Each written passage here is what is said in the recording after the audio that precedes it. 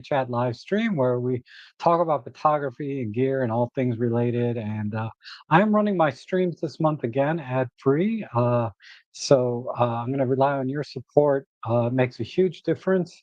Gosh, thank you, Ernio and Stuart, for becoming a member in Super Chat. Every little bit helps, and it's greatly appreciated because the ads bother me as much as anyone else, right, on the streams, especially on live streams when you're watching, because it kind of interrupts the flow.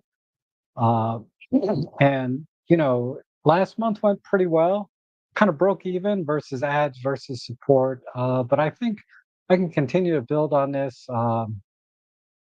Ad-free live streaming and make it better for all of us. So it's your support again is greatly appreciated. And also with the streams, today I didn't have a specific topic in mind. I was just going to kind of catch up on some of the things I did this week, and again, if you have any questions, I'll do my best to answer them. As well as, I think Henning said, let's suggest or find a topic to talk about today. And I see a couple ideas already. I'm happy to talk about those things. Uh, I did have a couple of things on my mind. Um One was Craig Roberts over at E6 Vlogs posted a video about deleting all his pictures. And I think a lot of us can relate to what he was talking about. But essentially, in his video, uh, he said he had like 23,000 images, and he didn't see the point of keeping them all, basically. And is he going to leave them to someone? He said he can hardly get his son even to look at the images now. Why would he want 23,000 images when he passes on? And this has been, and I've talked about this briefly before, mentioned it before, that I don't have a serious backup plan for any of my photography. I got double copies. I got a copy on my computer, and I keep a copy on various hard drives. Uh, so I am fairly diligent with backing things up, especially client work. But my own personal photography, whatever I uploaded to Flickr, that's really all I care about, or Instagram, and everything else. I like to look back on to find examples, uh, to improve my photography and my technique. But they're not there for much else. And I know no one wants my old photography, that's for sure. So when it's time for me to pass on and uh, all my stuff goes away, the digital images themselves, I don't think anybody's going to care about unless I publish a book or something that you can get on Amazon as a digital download, or you look at my Flickr page. That's it, right? Uh, and that's okay with me, right? Like I said, with the exception of the client work, as long as I'm still an active photographer, I will be very diligent with that. But everything else, I don't know. What do you guys think? Because the point he made is it's about the journey, right? The process and enjoying the photography, and that's really why I do it. Is I enjoy the process, right? Improving my skills, knowing that, or being happy with the images that I take, and if I'm not, to try to continually improve on those things. And that's really part of what's driving me to create a lot of the videos and live streams that I do, is to help people get past the gear and focus on their photography. So, like, if there's a setting in the camera that is giving you a hard time, just leave a question in the comments under the relevant video, and I'm really good about answering them. There's a few that I don't answer right away because I have to look into it a little bit, because they're tricky questions sometimes, right? They're not straightforward answers. Uh, but that's what I want to do, is I want to help you with your gear so that you can use it to its full extent. I'm good at OM System Olympus stuff for the most part. But it doesn't matter the camera system. I could look into all of them. Like, somebody asked me about a Fujifilm X100 VI and a Godox flash, why was he only able to put it in manual mode and not TTL mode? And the most likely reason is that they uh, they didn't buy a Fujifilm version of the Godox flash, because that's what happens when you put, say, a Nikon Godox on a Fujifilm. You can use it in full manual, but the TTL is not going to work. So I think that's the most likely answer. But like I said, some of these are kind of tricky. Um, Also, there was another video.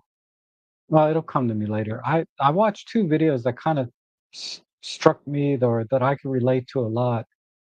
The one by Craig at E6 Vlogs, kind of, I connected with the most. And I encourage you to watch it, because a lot of my audience, you're older than I am even. I'm approaching 60. It's crazy, crazy, crazy. I mean, I'll be 59. I'm 59 basically, but uh, next year 60. And I'm still a spring chicken compared to many of you, I'm sure. But I'm now starting to appreciate uh, what I did in my youth that I can't do now. Right? I just took for granted a lot of things. Um, but anyhow, that aside, watch that video, or what are your thoughts on that?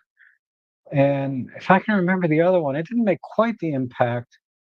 I believe it was by something to do with landscape, the landscape photography guy, um, testing image stabilization, whether to leave it on or off when it's on a tripod. And basically, he said he couldn't tell any difference. And, I want to do some of my own testing on that as well. 9 times out of 10, I forget to turn off image stabilization. And uh, when we use some of the features in OM systems and other cameras like high-res shot mode or focus stacking, and not focus stacking, but high-res shot mode, uh, and the image stabilization is turned off automatically. And there's some other modes I think that turn it off as well for you. And I've never noticed any difference. I've done some preliminary testing, and I didn't see any difference whether it was on or off. But really, the way he tested for it was, and I think his testing methodology was very favorable to show there was no difference. He used a wide angle lens, and then he zoomed in, uh, and then he used a long exposure. 1 or 2 seconds, something like that, with a wide angle lens. And you know, really, with a wide angle lens, you can use a pretty slow shutter speed even without image stabilization. And turning it on, if there's some minor uh, corrections there, you may not even see it with a wide angle lens. Where you're really going to see it, I think, is with a super telephoto. So if you're at like, let's talk about micro four thirds. If you're at like 75 to 100 millimeters, or even 150 to 300 millimeters, uh, image stabilization is critical, right, for your normal photography. But when you're on a tripod, because I commonly use 7,500 millimeters, for landscape, right? And I'm on a tripod and I'm doing high res shot, whether I'm doing that or not. But you can see jitters without image stabilization turned on. So I may do a follow up to his video in that respect, specifically for OM systems, and see how that works out. Because his testing methodology, I don't think is applicable, or was very favorable to showing that it didn't make any difference. Other than the long exposure, that was a good idea, using a 1 or 2 second exposure, because that gives the stabilization time to, do corrections, right? So it was those two videos that kind of impacted me a little bit this week. And I, and I watched several others that I thought were interesting. I watched Robin Williams' live stream this week. What was that topic? About going medium format with OM systems. And I think the general consensus is don't bother, right? Focus on micro four thirds. Going in the medium format would just be basically, I think, too costly and divert too much attention away to what's really needed based on what we saw last week in the stream when I asked you guys, what do you want next for micro four thirds? And they should devote all their energy to those particular things rather than, developing a whole new thing. They just don't have the bandwidth to do both, in my opinion. There's just not a big enough R&D department. Their R&D department is working hard enough as it is for Micro Four Thirds. They need to focus on that. So I'm kind of with the general consensus I think I saw in the live stream with Robin Wong to uh, not go medium format, and because they'd have to develop all new lenses or farm out the third party lenses. And that was kind of an interesting topic too, right? Like OM System has at least in the past when they were Olympus, seem to develop their lenses from scratch, on their own, like the 150 to 400, the 300 f4, the 12 to 40, all their pro lines.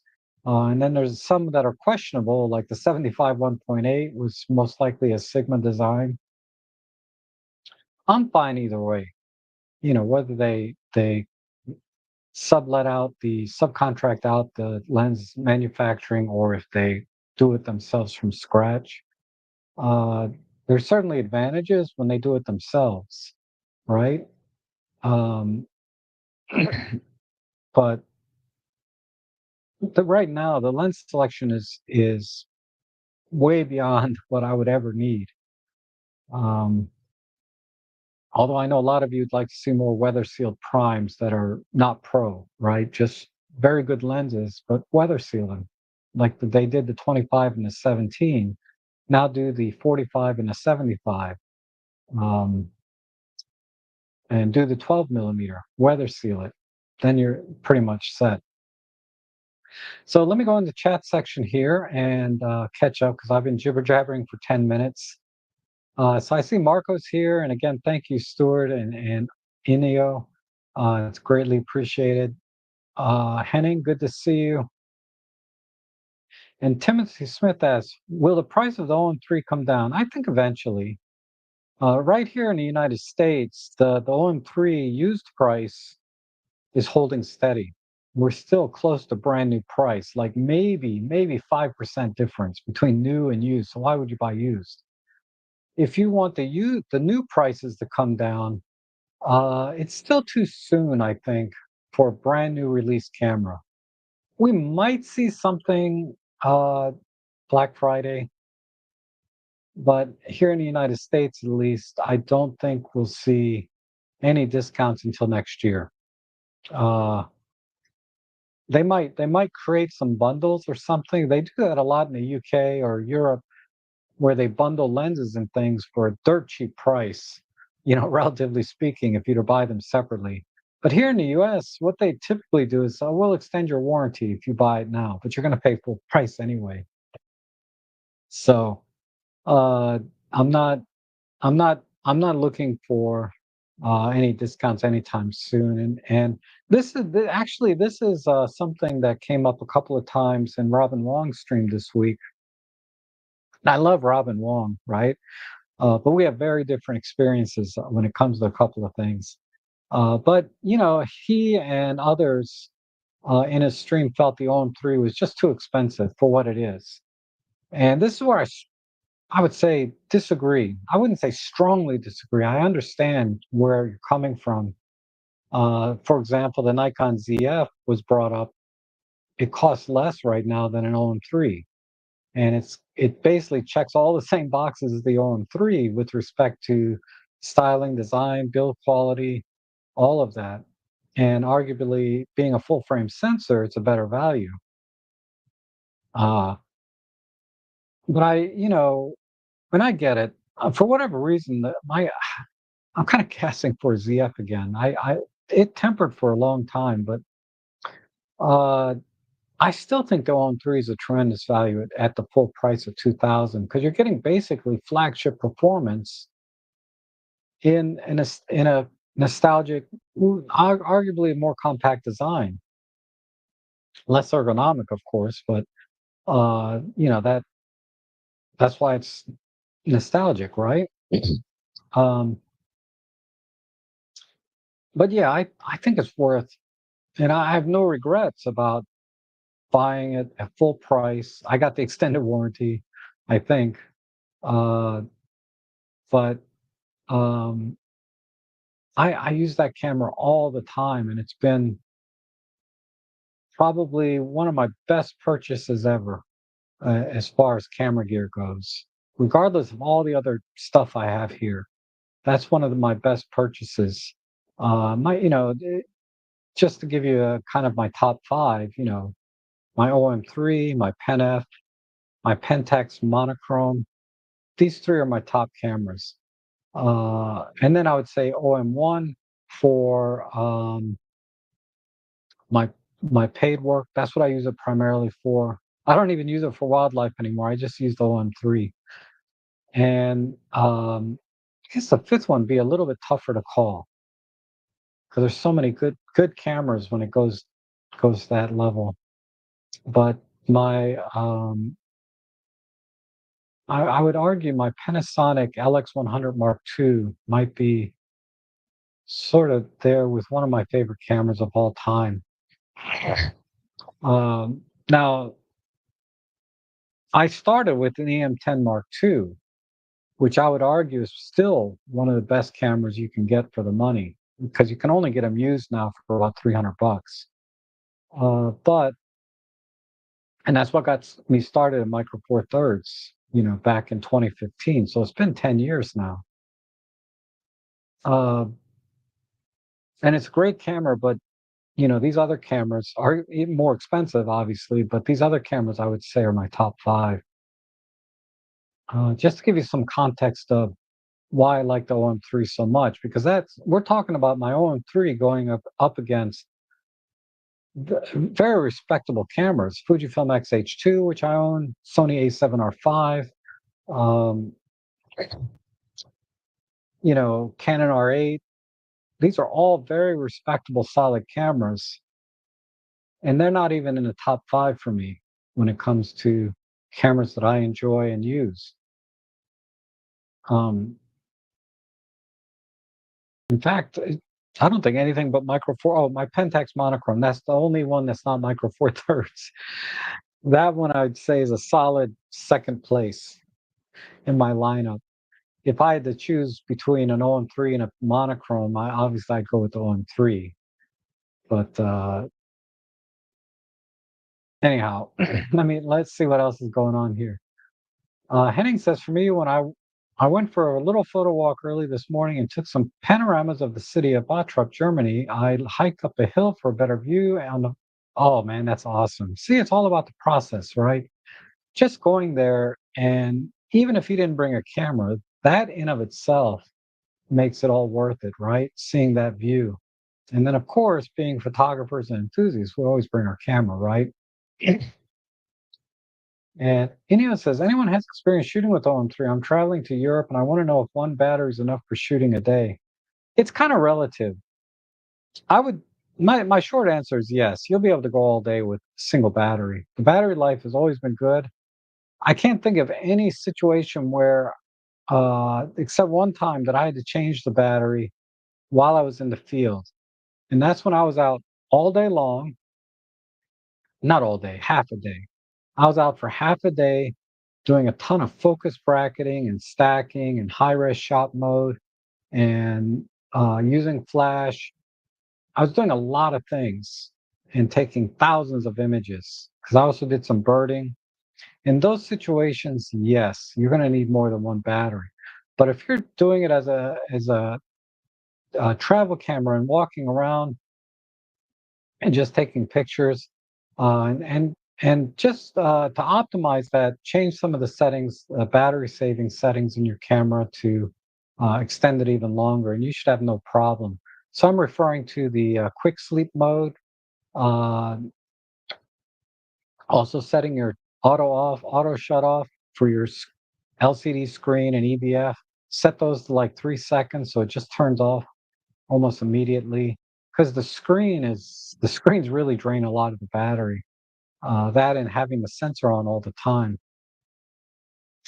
So check those settings in your battery savings, uh, and you should be good all day. And Robert's here. Good to see you. Anthony from Canada. Good to see you. Um, yeah, and this I should add. Always carry one extra spare, right? It's no big deal. And good morning, ATR Bear and the Great Vanzini. Good morning. Wow, you dropped the 152 on the street. Hard drop and bounce and not a script. Man, that is awesome. Yeah, the OM systems in Olympus in the past have always been known for their durability. Uh,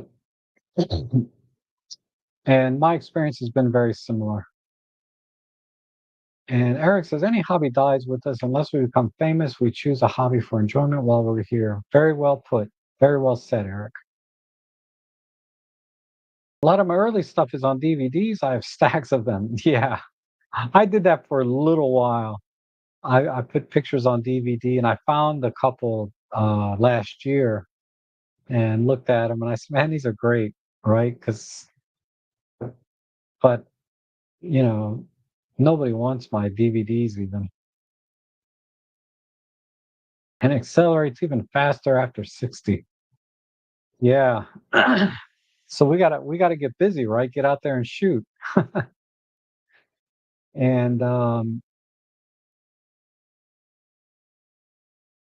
And Peter says, "Hello, all. Don't worry about all the images. Print and mount your best ones and gift them to friends. No one cares about the rest. Sad truth."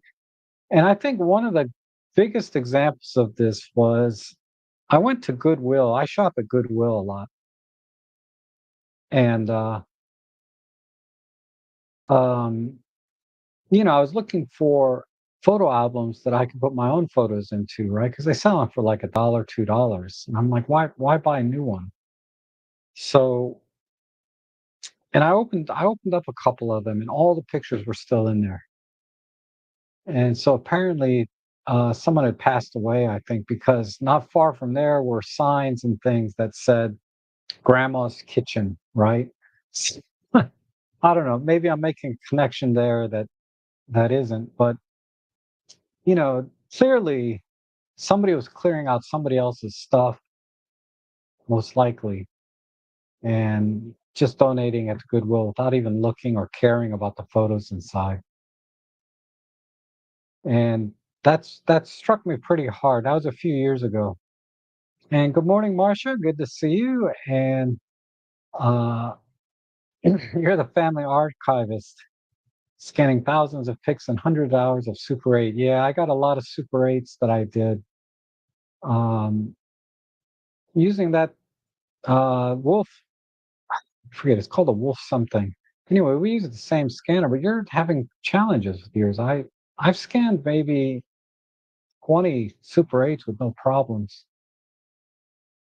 It's hard to look at old photos, but in time they become precious. Yeah, especially of our family, friends, and our animals, our pets, right? Because they're family.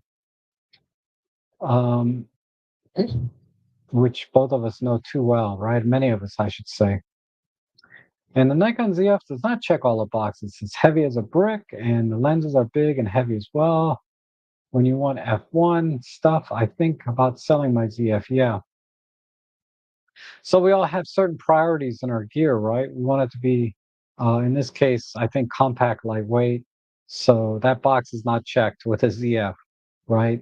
I was referring to just the nostalgic design and build quality. I think they're both very well made cameras and check the boxes for nostalgic design because you don't buy a Nikon ZF except for its nostalgic design, right? Now, If you want additional qualities, compact, lightweight, uh, frames per second, whatever those things are, yeah, there's a lot of differences between the two cameras if we go down all of the specs, certainly. So I probably shouldn't have said it checks all the boxes. It checks some of the boxes, I think is a more appropriate word. So thank you for that clarification. Um,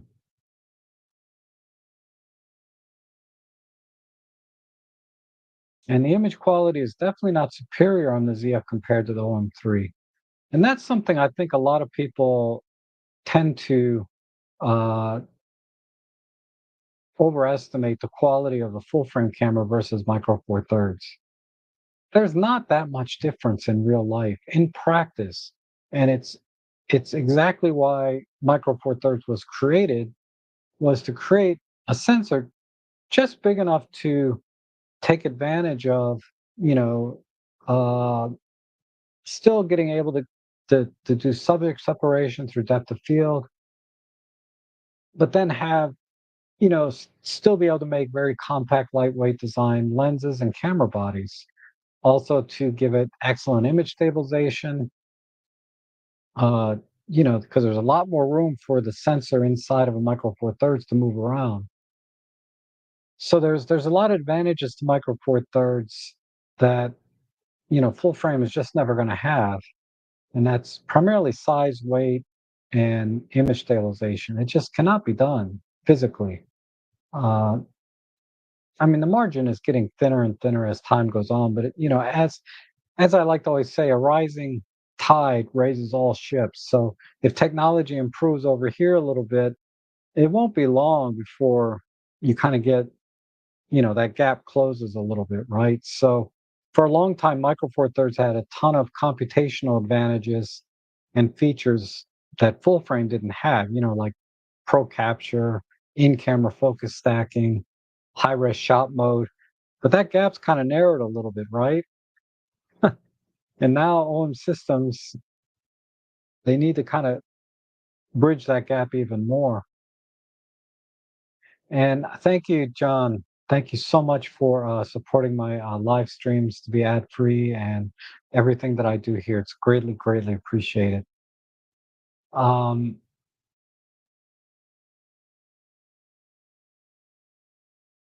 Recently went to Japan with my OM3 with a 12 to 40, the Leica 25 1.4, 40 to 150, and didn't need anything else. 80% of my pictures were with the 12 to 40. Yeah. Um, that's a perfect combination, right? Uh, because you have your prime for low light, fast shutter speeds. You have your short telephoto, 40 to 150, which is this lens is awesome. I carry it with me everywhere. And then the 12 to 40 do it all lens. I'm thinking about getting the 12 to 45 f4 just to get something a little smaller and lighter. Uh, because my 12 to 40 2 weeks ago stopped working. And this is the lens that's been through ice. Literally, it was filled with ice from the front element to the rear element, nothing but ice inside. Thawed it out for a month, and it's been working ever since for the last, I don't know, I've had this lens probably 8 or 9 years. Uh, and the other day it stopped working. So I took it out yesterday and I said, I don't, I tried cleaning the contacts. I said, let me see if I can get this working again. It worked. It works now. I still may replace it though. Uh, I took it and I kicked it with everything I had. No, not really. But I did tap it against the table like this a few times. I'm like, it's broke. What's the worst that can happen? And then I put it back on and it worked. I don't know why, but that lens is working again. But I really need to replace it. I'm thinking 12 to 45 f4 because I use the 12 to 40 a lot for my event photography and Uh, because having a Zoom at an event is kind of critical.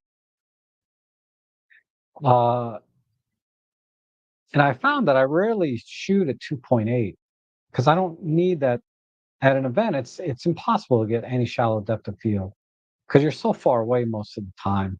It doesn't matter full frame or whatever. Uh,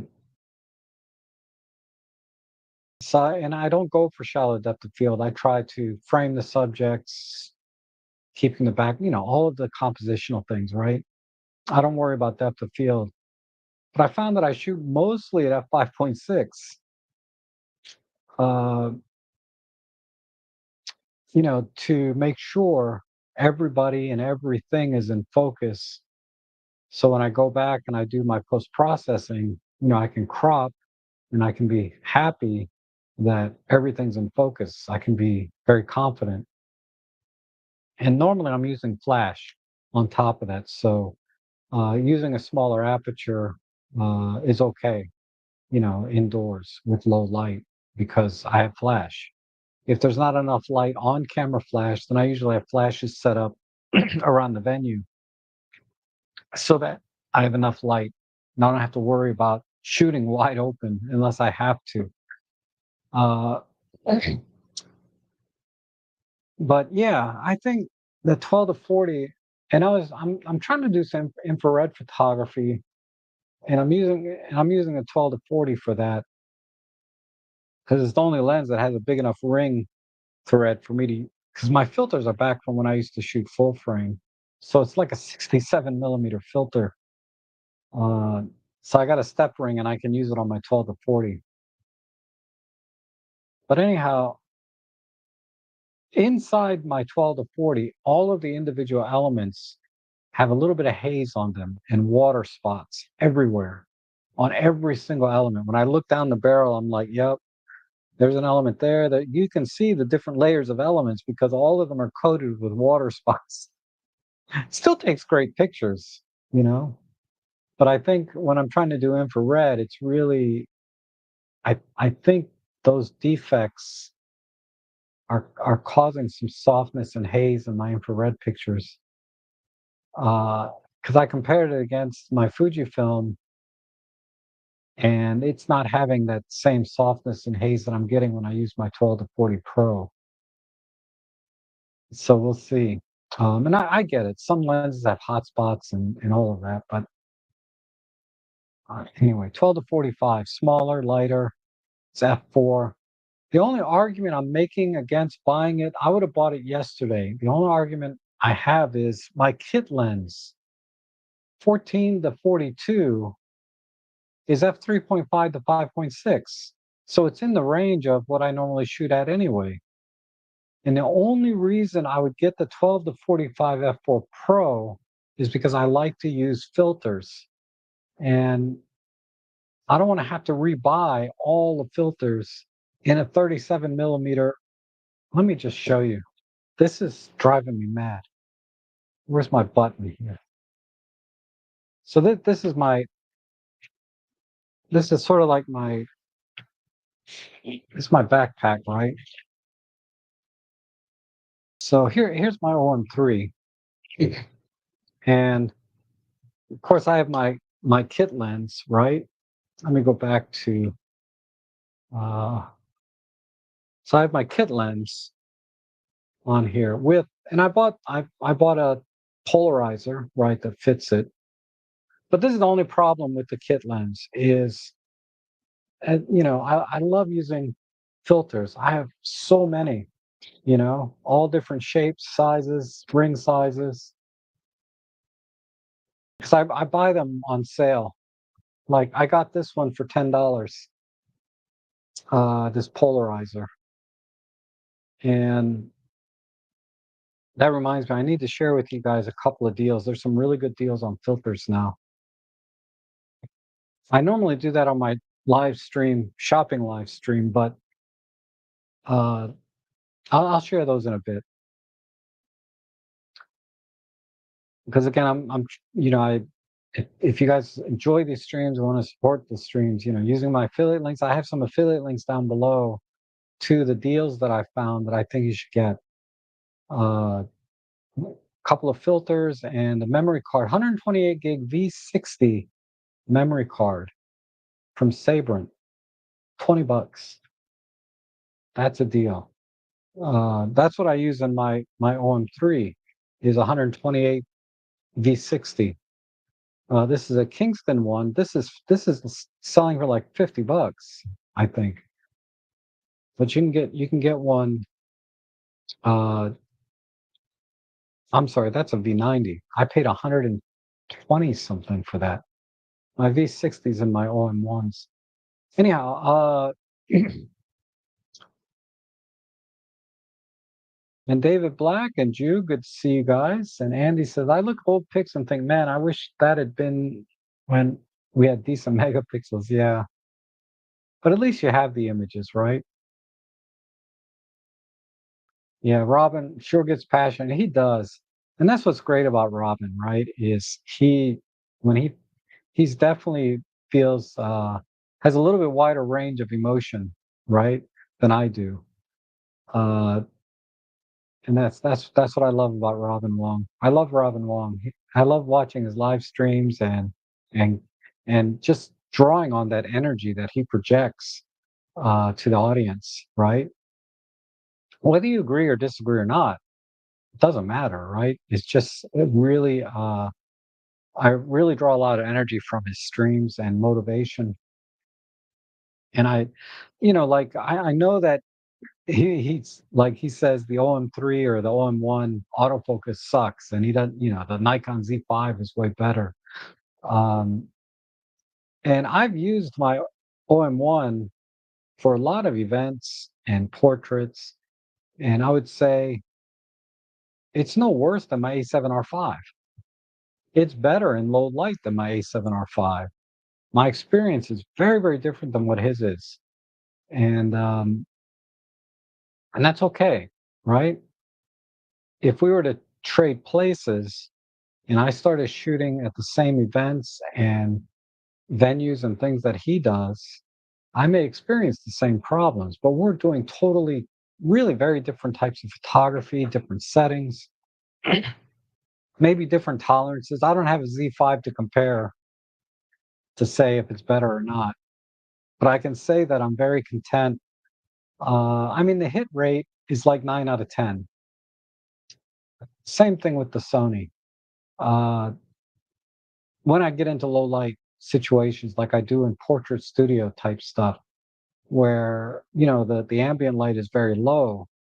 I mean, it was stressing me because I brought my A7R5 for a portrait thing, and it just would not focus with the ambient lighting that I had in the studio.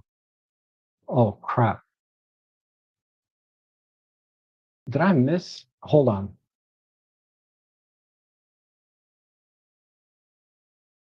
Did I miss a studio session? I gotta double check. No, that's okay. Sorry, I had to check my calendar real quick because a lot of times I have studio things on a Saturday. And I didn't go yesterday anywhere, but this time it's on a Wednesday, so I'm okay. I did do a photo job Friday, just a residential property. Not a big fan of residentials. They're just they're a lot of work, and you don't make a lot any more money than I do on commercials. But anyhow, um, photos have historic value. You never know which will be. Just look at all those early photos of life. Yeah, and there's people that catalog their photos forever because you never know when they're going to want to license a particular image because of its historic value, whether it's because of the time and place that it was taken. Um, so I think, yeah, definitely there's that. I wonder if there's a place. There might be a place that you can donate all your photography when you pass away, that it gets archived somewhere for that very reason, right? And good morning, Darko. Good to see you. Kit lens is so much better these days, or is that just me and wishful thinking? It's kind of a combination. DxO with just about any lens, it really takes every lens I own to another level. Um, so I love DxO processing my kit lenses, and I get virtually, pro level results. They're not pro lenses. Okay, there's a lot of advantages to pro lenses that kit lens cannot match, right? Autofocusing speed, wider apertures, and less aberrations and defects, corner to corner sharpness. I mean, a pro lens is a pro lens. I don't want to discount the value of a pro lens, but for everything I do, including client work, I don't need a pro lens for any of the reasons I just mentioned. The kit lenses are sharp enough because I deliver typically 2 megapixel images anyway. So they're downsized and rescaled to where, perfect sharpness is a non issue, right? And then all of the other kind of defects, chromatic aberrations, purple fringing, uh, you know, whatever. All of those defects are corrected in software, in my case, DxO. And uh, as far as, like I said, I typically shoot f4, f5, 6 anyway. So I don't need the faster apertures like the 1.2s and the 1.4s in my professional or my personal work. I shoot at f8 for my residential and commercial properties, because I want that deep depth of field, the most I can get without getting diffraction, right? So, I would shoot at f11, f16, but then it crushes the ambient light so much that my flashes have to work so hard I may not get enough light output from because I don't like to carry big flashes. I carry one speed light and one 80-200 for all of my photo jobs, and those are not powerful enough to be stopping down the f16. So anyway, I shoot at f8, and yeah, I don't even use pro glass on my paid jobs. Like I use a 7-14 f4 Panasonic. I've been wanting to replace that with the 8-25 for a long, long time. But that lens is so big. I don't know if the trade-off to get better image quality with less purple fringing and flaring that the f4 does is terrible. I've learned to work around it, but uh,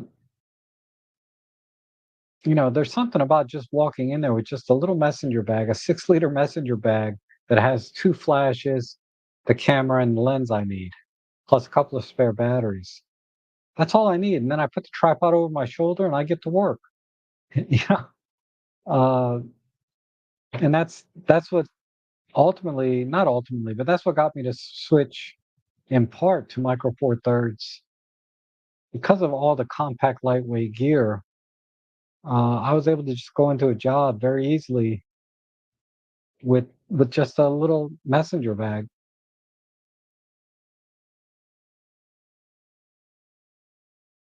And got here late. What have you been shooting, Rob and the gang? So I've been shooting with OM3 and 300 f4.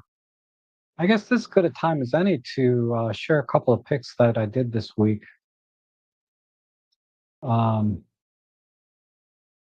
so let's see, I showed these tunnel ones last week, I think, but these I think are new. Uh, I went out to a park I never been to before, and it had some like I haven't seen a warbler until I went, all year, but this is the first one. And it caught a little bug here. It's behind the sticks and stuff, but that's okay. But the OM3 did a great job of capturing that. And here's the EXIF data. This is I just said OM3. It's actually I shot with the EM5 Mark III. My brain is I had a brain fart here. EM5 Mark III with the 300 f4 and a teleconverter, and I'm at ISO 6400. Uh, Again, here's the EM5 Mark III, 300f4 with teleconverter ISO 800, little butterfly. And this is heavily cropped. The reason I took this picture, I mentioned this in my photo editing stream, is this chickadee is eating um,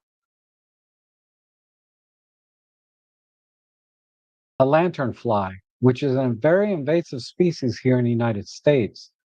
So I'm so happy to see that hopefully more birds will pick up on this and the lanternfly will get a natural predator and that'll solve a lot of our problems with this invasion. So hopefully that's the case. Um, let's see what else we got in here. Oh, a little damselfly. A lot of people mistake these for dragonflies, but this is a damselfly. Again, EM5 Mark III at ISO 3200 and the same 300f4 with a teleconverter. This is one of my favorite shots, EM5 Mark III, 1/800th of a second, ISO 4000, and 300f4 with teleconverter. But this is what I mean about uh, the combination of using DxO and quality lenses like the 300f4 Pro. Um, this is amazing, amazing detail retention. In this shot. So I think this came out great. And then here's this is a very common dragonfly. I think one of the most common and one of the largest ones here in the United States. I forget the name of it. But dragonflies are fascinating. If you guys have not watched a video about the dragonfly and everything it can do, I highly recommend it. Dragonflies are really amazing.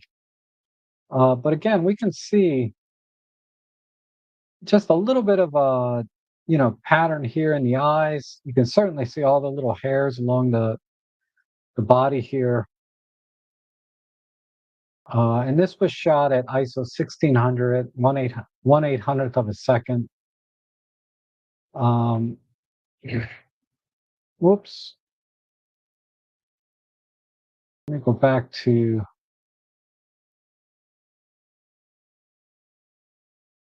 This is a beat up crackle. This poor guy has seen better days.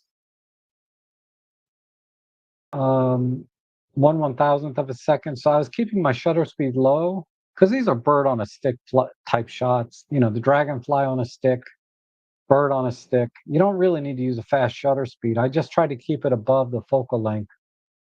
Um, so I'm at an 840 millimeter equivalent. I'm using 1/1000th of a second, or 1/800th of a second. And because I have image stabilization, I can kind of get away with just using that shutter speed. If I didn't have image stabilization, I'd be at double that. I'd be like at 1/1600th, 1/2000th of a second for bird on a stick. Here's an egret in flight. It just took off.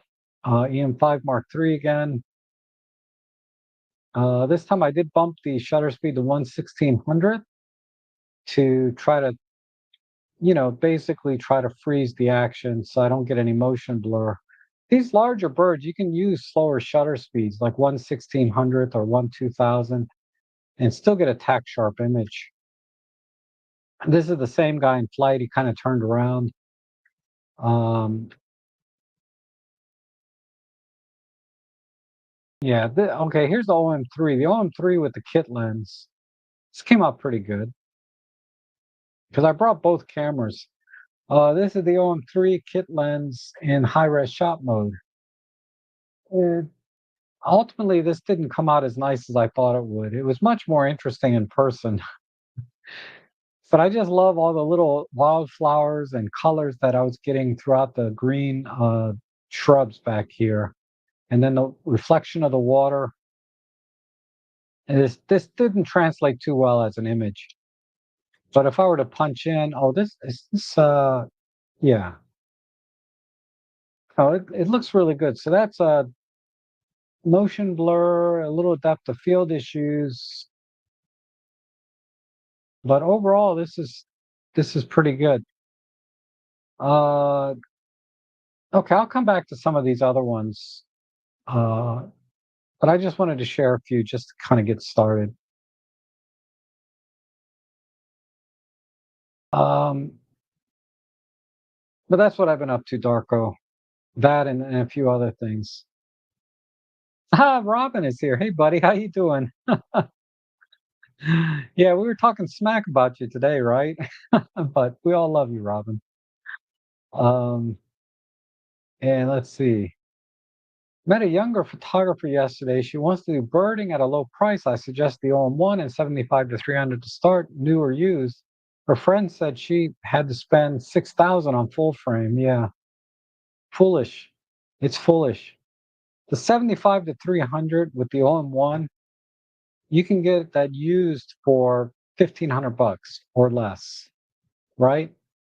1,500 bucks, and you're going to get an amazing compact system that's super fast frames per second, excellent bird detect autofocus, and exceptional image quality when combined with DxO. I have to give that caveat. If she's shooting straight out of camera stuff and using JPEGs, she'll be okay, but she'll really improve her upper game with DxO. But getting started with that setup is, yeah, excellent advice. That's exactly the same advice I would give.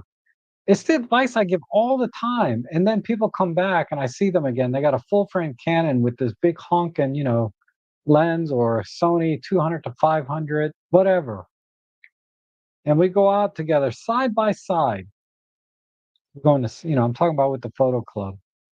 And we get back and we go have breakfast, and she's showing me her finger. She's like, I got a blister right here. Her right hand that holds the camera, she got a blister here because of the weight and bad technique, in my opinion, but because of the weight of the system. She bought a Canon R5 II with I think it's a 100 to 500 L lens. Got a blister. And then another friend of mine, she can't hold her camera. She has to use a monopod because it's too heavy to carry for any length of time.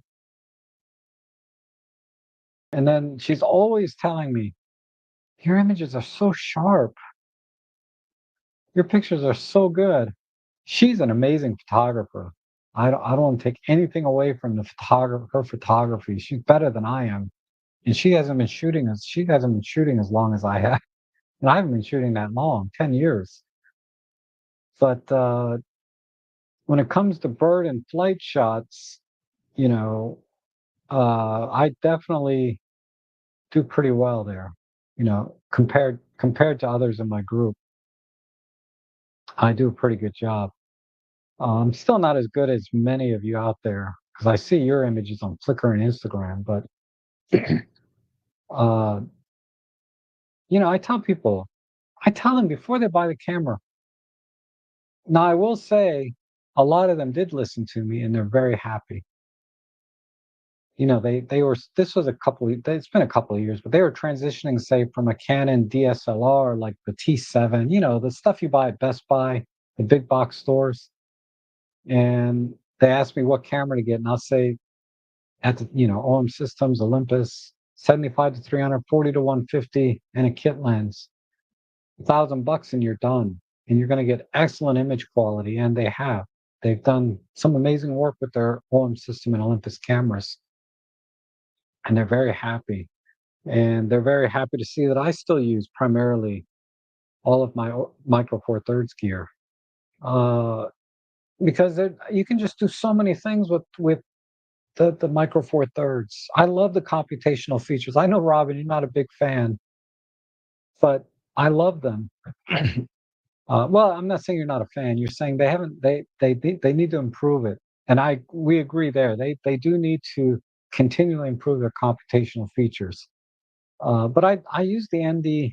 64, the grad ND filters, uh, in addition to regular filters. Sometimes I combine those things. High res shot mode I use all the time for doing panoramas and uh, I just love the computational features. Like I was shooting high res shot mode in very low light, and the person next to me is shooting their Canon R5 Mark II in the same lighting conditions, and their images are super noisy. It's a static scene, of course, with high res shot mode. But I said, look at what my little OM3 did, right, in high res shot mode. Virtually no noise, uh, and a clean image versus what she got on her R5. Um, yeah, Robin takes some great pics, definitely.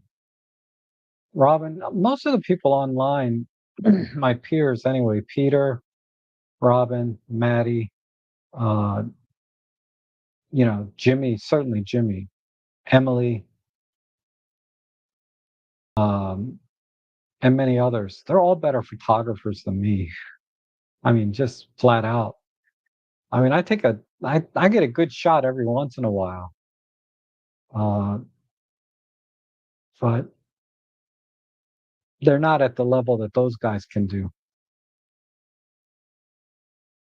I want a half case for the OM3. Where can I buy it? On eBay.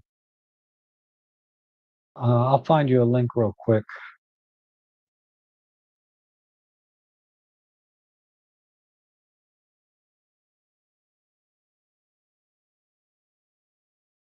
Where is my store?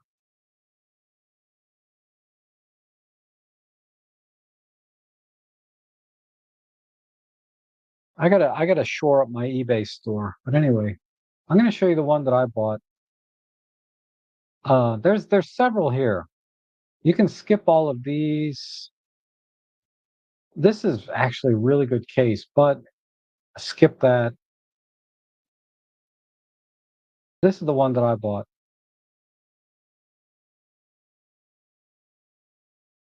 and it comes in various colors. This is the one that I bought. It's $57, depending if you're in the US or wherever. It seems like there's tariffs everywhere now. Whether you live in the US or outside the US, you pay extra fees when the stuff comes in. But in any case, uh, let me tell you the pros and cons of this case. And I'll just pull it out here. But let me give the link that this is my affiliate link. So if you or anyone decides to use it, I will earn a commission, which again helps support the channel here and my live streams.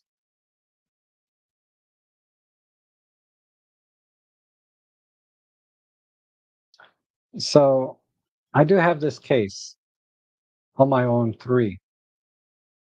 Here's the back. And I have an Arca Swiss plate separately attached. This did not come with the case. This is something I added.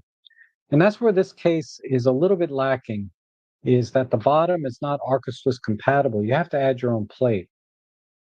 Uh, the other problem I have with this case is this corner here, actually the whole edge along the bottom. But this corner here, this is very sharp. So if I'm holding my camera with a heavier lens all day, this really digs into my palm. I'm getting kind of used to it, but uh, and I get it. You're supposed to hold the weight of the camera in your left hand, but when I'm doing birding and I'm on a gimbal even, and I'm moving the camera around with my 300 f4 on a gimbal, I still get irritated here because this is so sharp. I'm thinking about getting a file and rounding that off with a metal file. But I love the grip here because it doesn't protrude out too much. It's just enough to give you a nice grip. Now the grip is not for one-handed shooting. You can certainly do that, okay? It makes it a lot easier.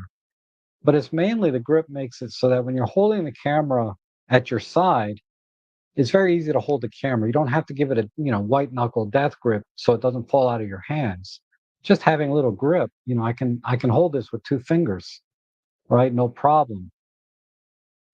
Uh, so it gives you a little more security when you're holding it. You don't need a full-on grip. If you do, just get an all-in-one, okay? But for a small camera like this, I would do that. Let me show you one other uh, grip, because not everybody wants a half leather case. I bought that because of the styling, not because it's functional. The functional, it has the sharp edge, and I have to add an Arca Swiss plate. So it's not as practical as other plates. This is the one that I recommend.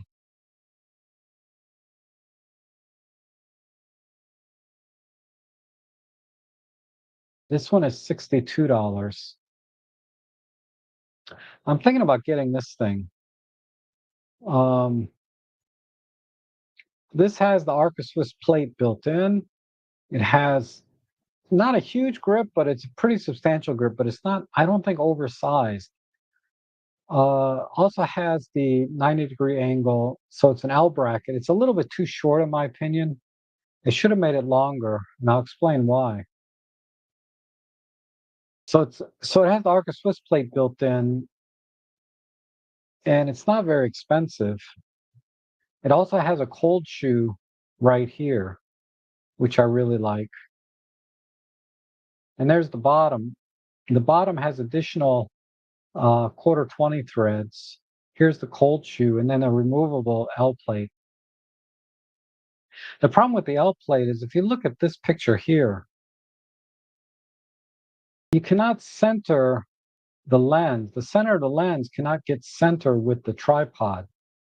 So this causes problems when you're doing panoramas and rotating the camera along the x-axis.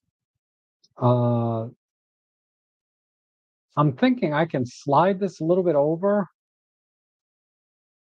and I don't do verticals very often, but if they're going to supply the L plate, and I think they did this so you can articulate the screen without getting interference from the L plate, but this is too short.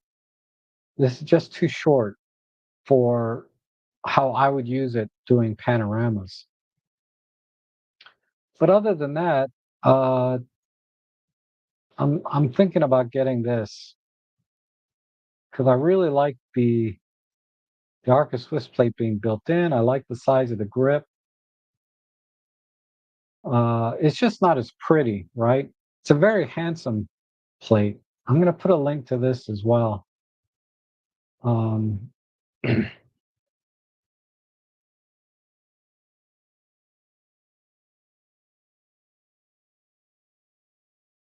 it's the Lido L bracket.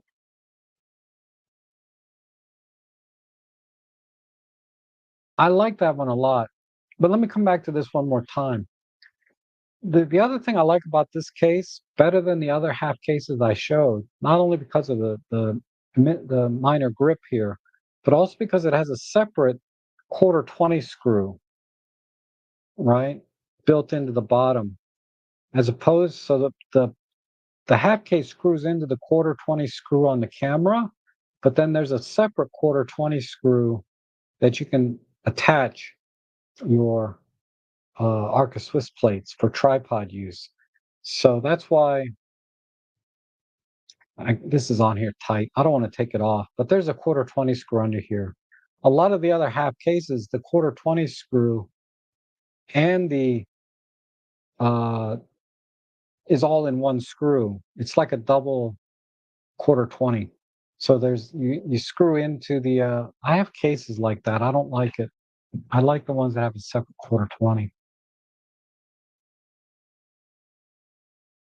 Okay. Marco says, I found an EM1 Mark III for 600 Canadians, which is about 475 US. Do you think? Yeah, that's a great price.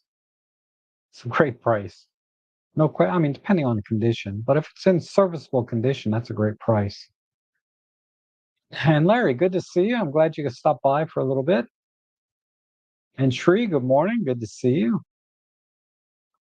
And Rob, I have a weekly date with my D80 for black and white street shooting. We'll post on. Okay, cool. You had some really nice airplane shots that I saw last week. Uh, which reminds me, I want to talk about. Let me get to this last one. Barry's here. Good to see you. I feel like I missed one.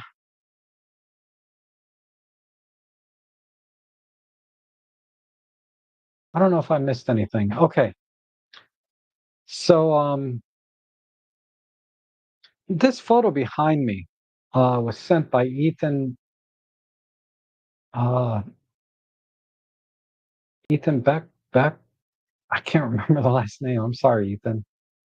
But his Instagram is one of one images, and he does these like super macro shots. So uh, he sent me this photo here. I don't know if I can get this without a I don't have museum glass here, so it's very reflective. But what I wanted to show you, hopefully it'll focus. I don't know if you can see these two little dots here.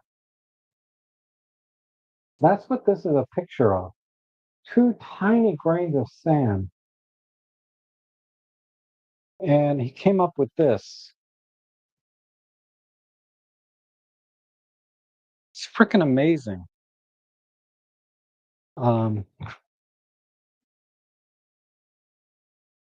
see if I can angle this in a way that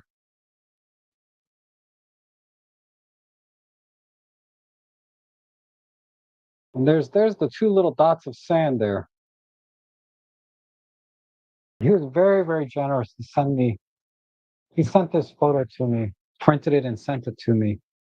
So thank you so much, Ethan. I love it.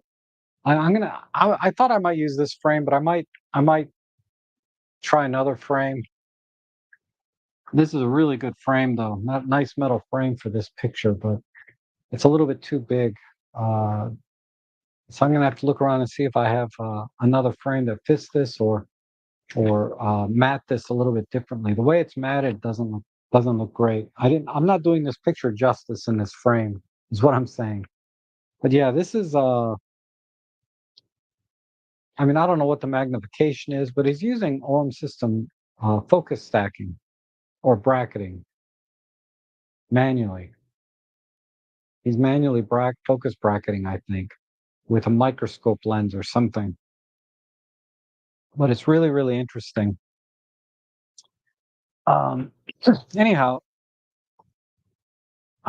thank you again, Ethan. And he sent me this nice little postcard. There's another picture that he did. This is different grains of sand. And he said, thanks for all you do, both the show and for encouraging others with their photography. Take care, Ethan. So I really appreciate that. I'm going to put this in my photo album together with uh, another one that Marco sent me last year. He sent me a nice little note. Uh, so I keep those things because I do appreciate it. Yeah, it's really cool, right? So let me see if I can find his Instagram because there's lots of examples there.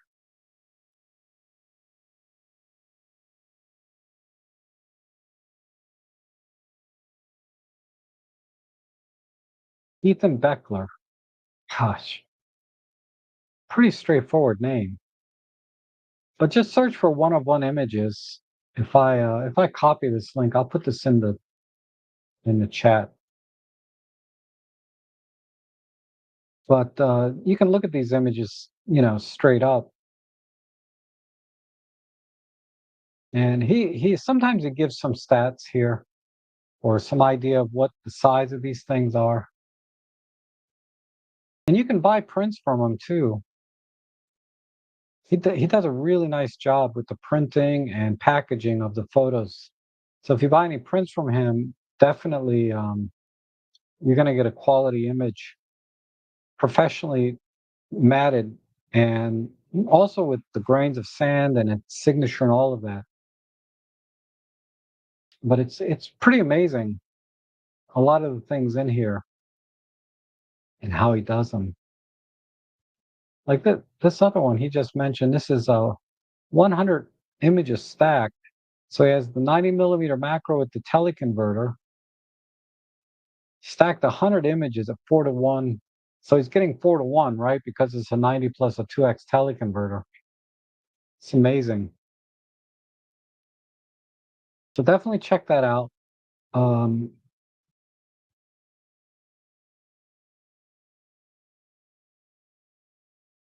so there's his Instagram link.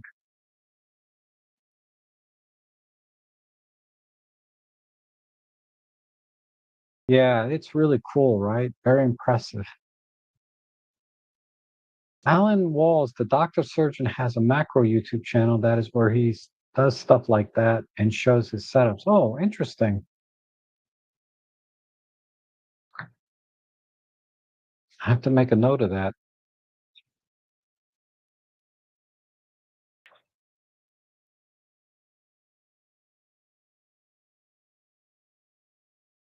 because I didn't try to do that kind of magnification because I just don't have the lenses. But I did kind of think about it a little bit. Uh, have you ever reversed? I have. I have. It's very difficult to focus though, and uh, it's worrisome to have the rear element exposed like that, right? So let's see.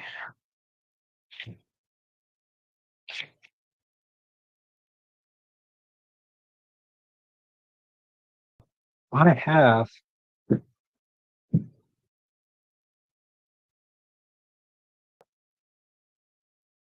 It should be here.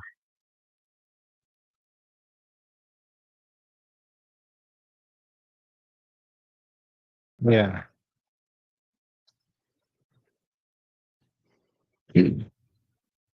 So this is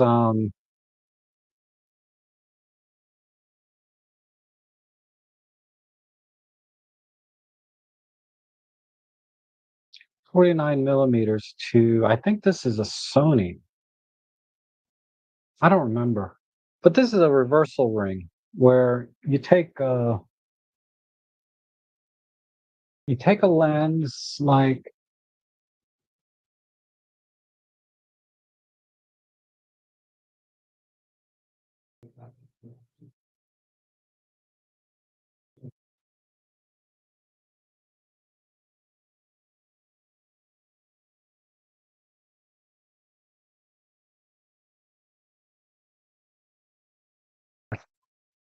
I haven't used this camera in so long. You take this lens, right? And then you screw this on the front where the filter ring is. Of course, it's not going to work because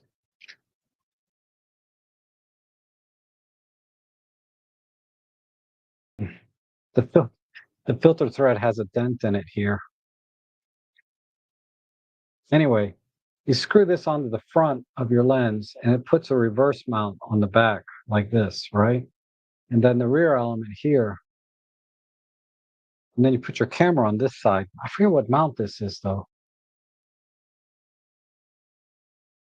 It doesn't tell me on the front, but I think this is Sony. It's either Sony or Micro Four Thirds. Let's see if it's Micro Four Thirds. It might be. No, it doesn't fit. It must be for Sony. Let me see. This was my first digital camera ever. It's a Sony NEX6. So I bought. No, it's not. How could it not be for this?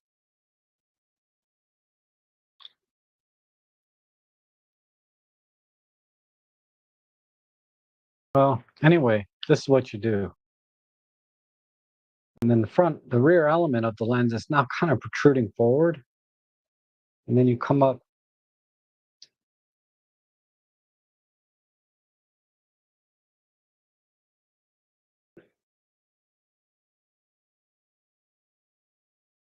So uh, I need to find a different Minolta lens, but this allows you to get pretty close.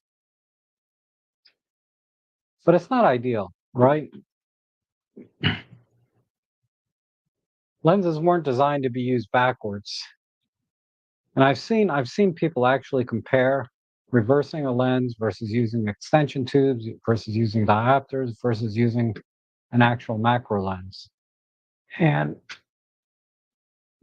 depending on the camera, sensor, lighting, all of that, they were all kind of close, but ultimately a dedicated macro lens did the best. And it's only 400 bucks for micro four thirds. And for a lot of other systems, actually macro lenses aren't terribly expensive.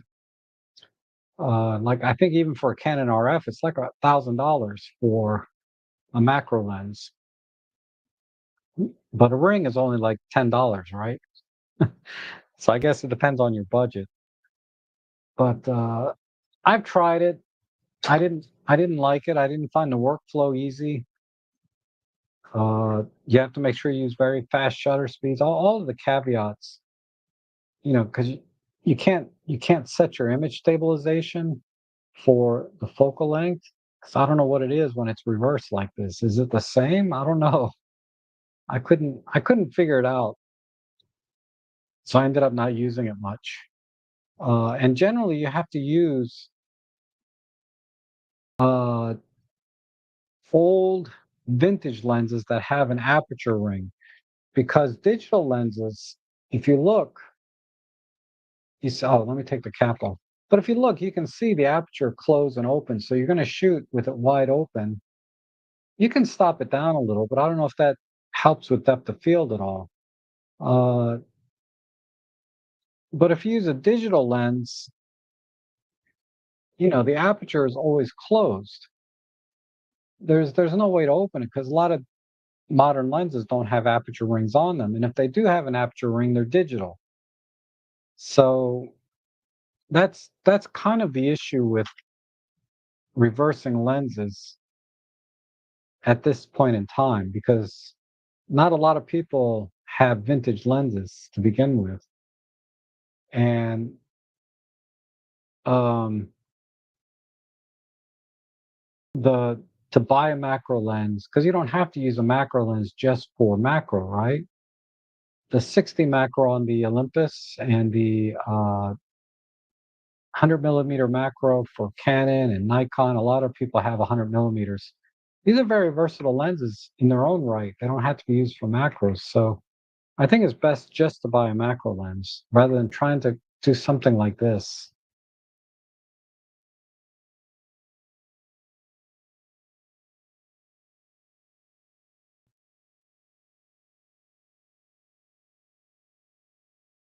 Yeah, lens mount adapter. Yep. So you can find these in various mounts. I don't know what mount this is. It's been so long. It looks familiar, but I thought for sure this was micro four thirds, but it's not. But I prefer extension tubes over a reversal because you can still autofocus with these, right? With a reversal ring, you cannot even autofocus. And these cost about the same as a ring adapter, like $25, $30 for a set of extension tubes versus maybe 10 or $15 for a ring. Uh, this is a better way to go. And even more than this, I prefer to use the diopter that just snaps on the front on and off. So if we go back to my bag here, this is my no, that's a flash. This is my macro kit. Oops, let me. This is my macro kit right in this bag. So it says Viltrox on it, but ignore that. I have my FLM 3, or not FLM 3, an F2, Medialite F2, right? My extension tubes for my micro four thirds, 60 macro, whatever. And my diopter. I can use this on any lens. So this I can put on my kit lens. I can add I can add these to it as well. But usually I can just put this on the front and I can get really good magnification. So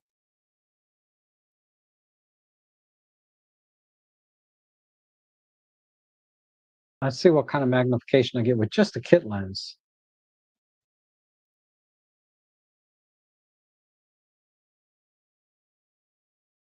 So I have a ruler here.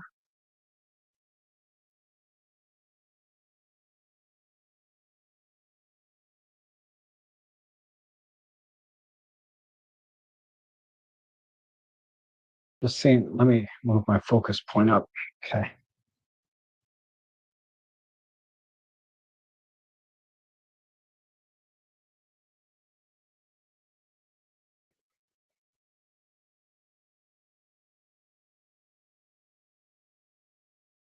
So I'm getting 30 millimeters. Uh,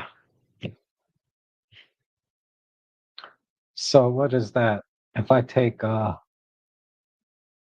30 divided by 17, no, 17 divided by 30, my bad. I'm getting 0.56 magnification. Uh,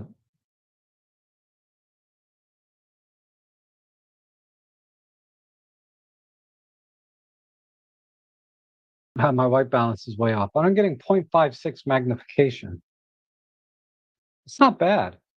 We're just adding this, right? And the image quality is fine. It's really good, actually. Now, if I stack these macro tubes on top, okay, let me try the 15 millimeter or 16.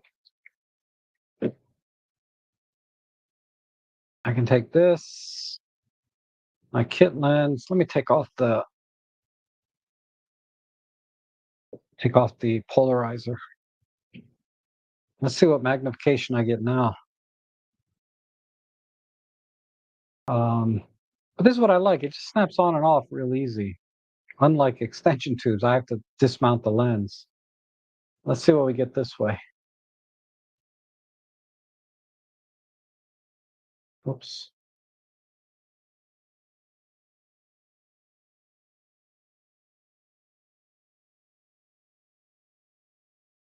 I'm getting almost 1-to-1. Almost. I'm getting precisely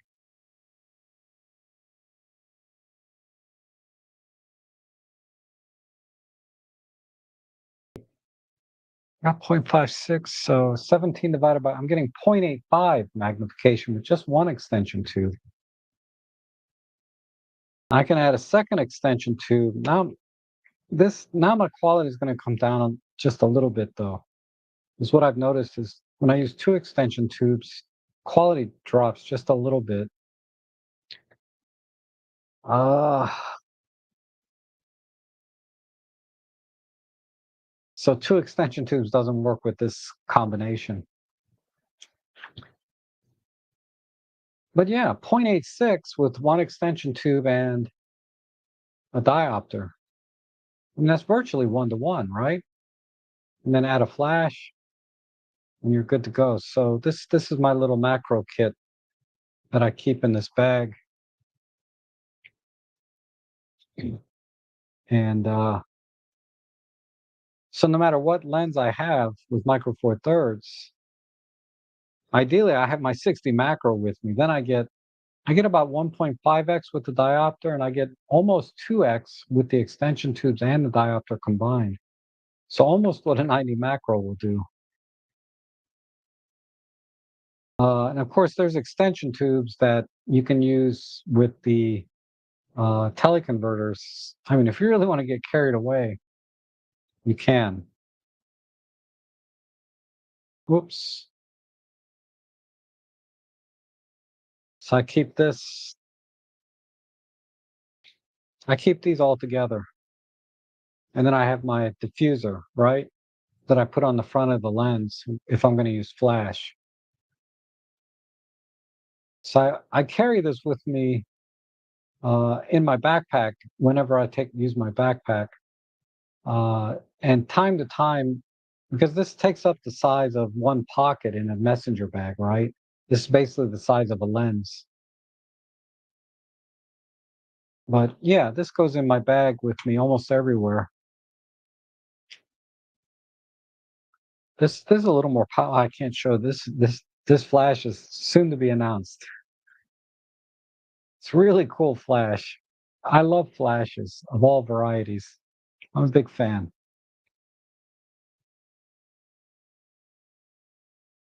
Okay. Uh, hope I didn't bore you guys to death with macro. Sounds like a macro lens better choice than, yeah, way better. Because you can autofocus with a macro lens. It's a pain in the ass to kind of, because then you need to get one of those little rails. If you don't have autofocus and a tripod, you have to get one of those rails and kind of, ah, it's a pain in the ass. If you're serious about macro and you want really high magnifications, like 4 to 1, like Ethan is doing, right? Or higher, right? Then you still need the macro rails, the ones with the little wheels on them, and uh, I don't know. It's over my head how all that's done exactly. But right gear for the right kind of photography, right? Um, yeah, the 60 macro is good. Yes, it is. I have one. Walter shoots Nikon. Tokina 90 macro. Oh, I don't know if they make it for Z mount though. Can't think. I'm sure there's a Z mount macro lens out that's affordable if you want to get into macro. I just don't know what that is. But I know Tokina, the Tokina 90 macro for Nikon F mount was awesome. That was an awesome lens. It was either a 90 or 100, but that was an awesome lens. And then the Geeter man says, can you share how much you know about the silver version of the M1 Mark One? I've only found little snippets online. I just got one, so curious. Hmm.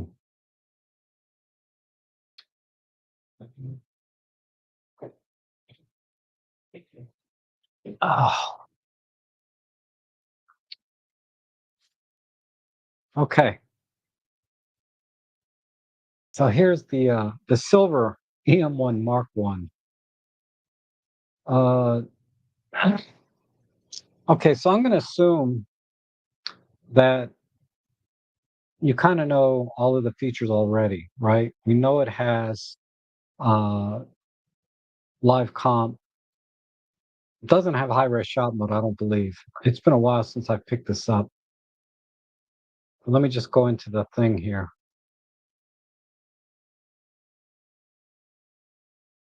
Um,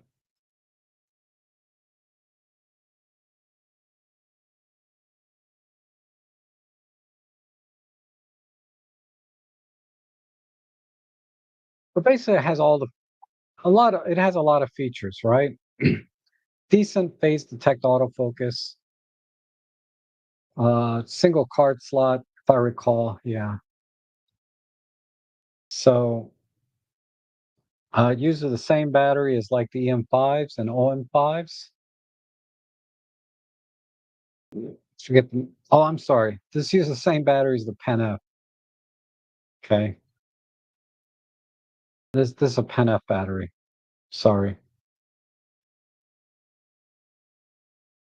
This camera, I would say for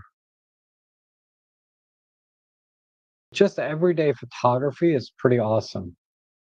Point and shoot type photography. If you're gonna do bird on a stick type photography, it's pretty good. Bird in flight, it's really hard on this camera. Really, really hard. Um, sorry, it's the question is so open-ended. I'm not sure where to start. What do you want to know about this camera? Uh, it's basically has everything in it. Let me just double check.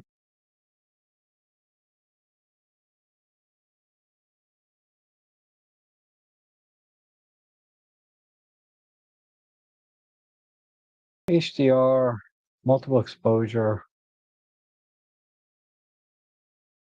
all kinds of bracketing modes.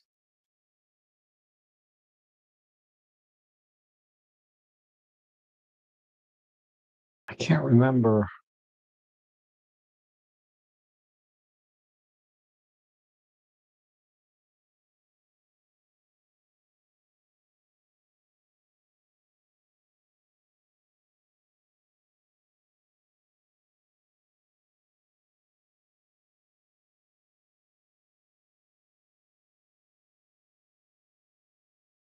Has the scene modes. I'm sorry. I'm sorry. I'm doing a terrible job.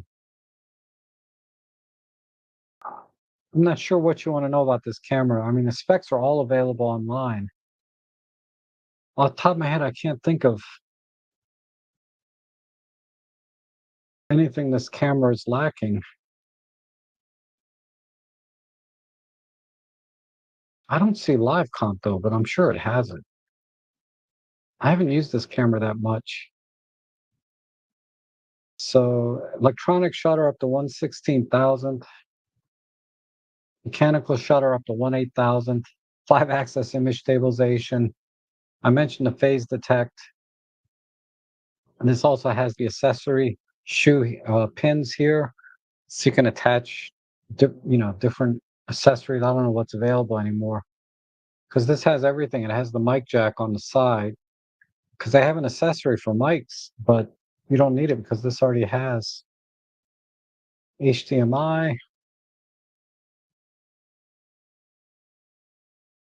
I mean, if you have a little bit more specific question, I can try and answer it, but I can't. I don't know where to begin with a more broad question. But it's a great question. Well made, weather sealed. Um, the screen only tilts, which a lot of people like. So it's just tilt, right? Like this, or tilt down, so it doesn't flip out. I mean, it's a great camera. I got a great deal on mine. I think I paid 250 for it, and it's in really good condition. But it had like 40,000 on the shutter.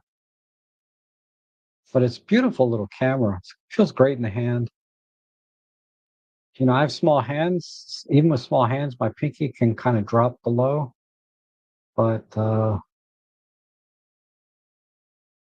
yeah, it's a great camera. But I did have some issues with bird in flight. You see if there's any.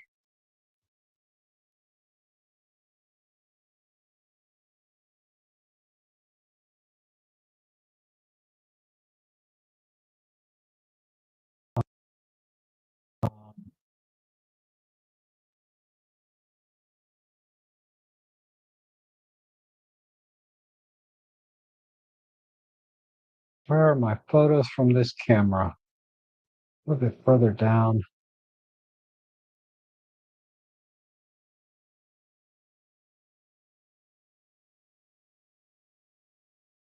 I think these are photos from this camera, EM1, right? EM1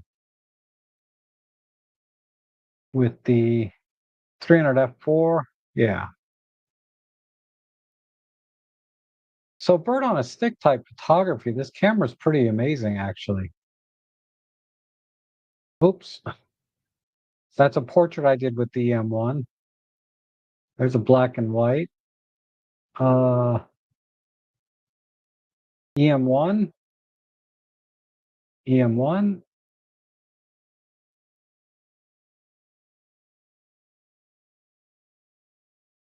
But you'll notice, let me see.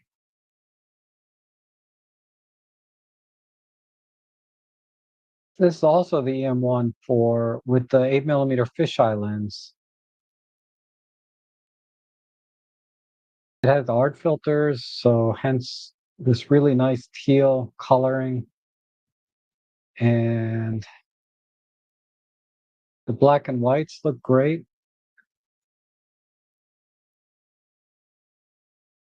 Let's see, this is dramatic tone filter on the EM1,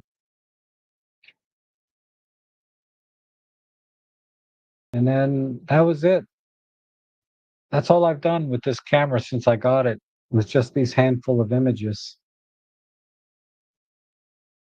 But none of the bird and flight pictures. That's why there's no bird and flight pictures.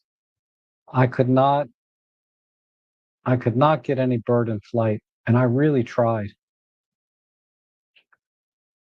Okay. For everything else, it's great. Awesome little camera.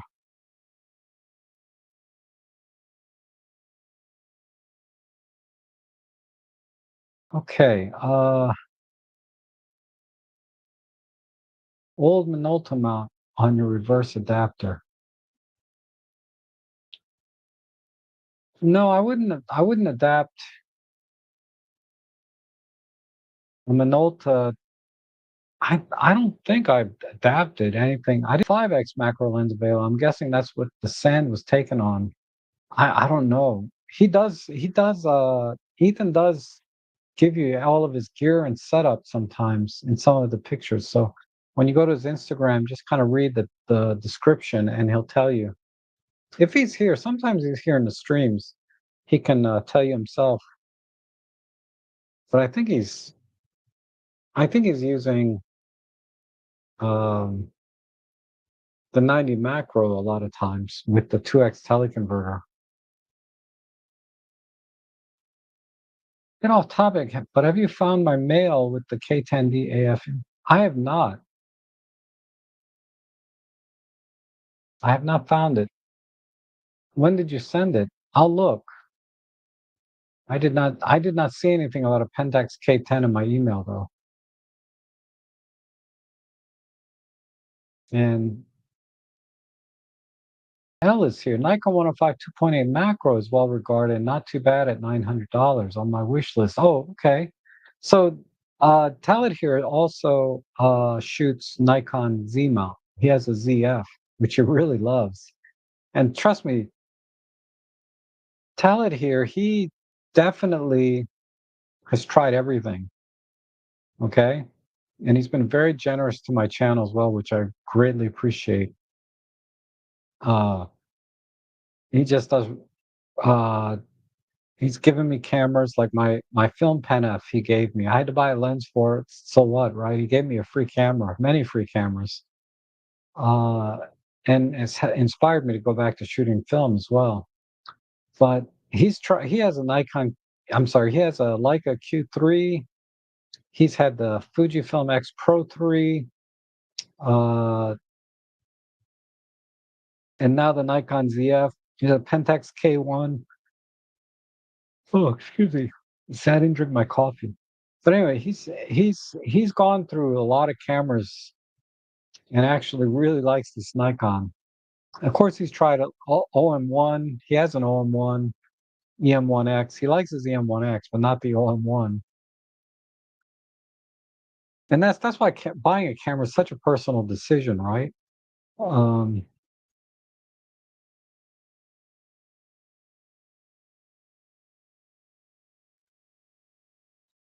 but yeah, they Mr. Tellett here, a very good friend of mine, and uh, I'm very grateful for all the support and your friendship over the years. So thanks for being here and sharing your experience there.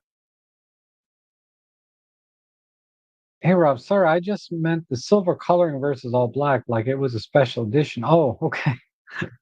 I can't find many of them. Yeah, they're a little bit harder to find. I guess they were a special edition. I really don't know much more than that. But they're a little harder to find, and they typically demand a higher price, but not always, right? So I know you have one, I have one, Marco has one, but that's it. I don't know anybody else. Jimmy Chang has the Mark II version in silver. I didn't like that one quite as much. This one has all silver buttons too. So I like the Mark I silver better than the Mark II. And so assumed it was somewhat limited or maybe only released in certain. Yeah, I don't know. I don't know much about it. Also off topic, Kodak closing is Sin Film. I have nothing. I know nothing about Kodak's closing. I haven't heard anything. I have the M10 Mark IV arriving tomorrow. Never had a 10, so it'll be. Oh, okay. Nice little camera. Oh yeah, those EM1 photos are nice and sharp. I use it mainly for everyday around town for street and landscape. Yep, it's perfect for that. Uh, yeah, the art filters. Definitely want to try some of the art filters.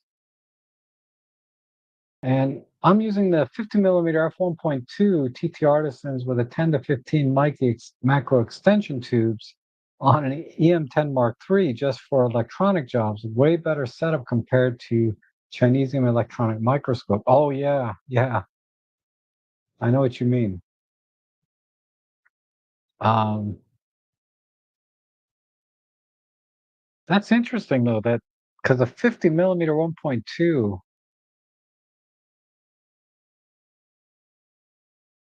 interesting choice there. I have to get a 50 millimeter f1.2 one day. It's a little bit tight though, because I have a 45-1.8 with autofocus.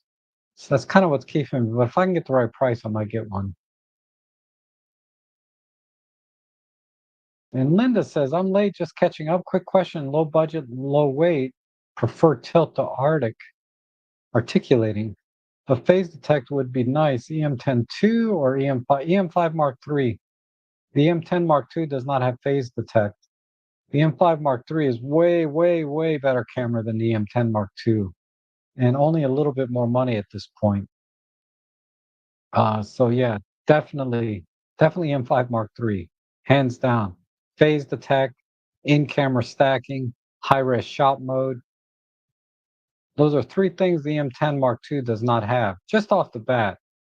20 megapixel sensor instead of 16. Uh, much better image stabilization, uh, especially for video. EM5 Mark III, all the way, all day long. It's worth double. It's worth at least double what the EM10 Mark II is on the used market. So if you can find an EM10 Mark II for like $200 to $300, depending on condition, an EM5 Mark III, $400 to $600, depending on condition. Worth every penny.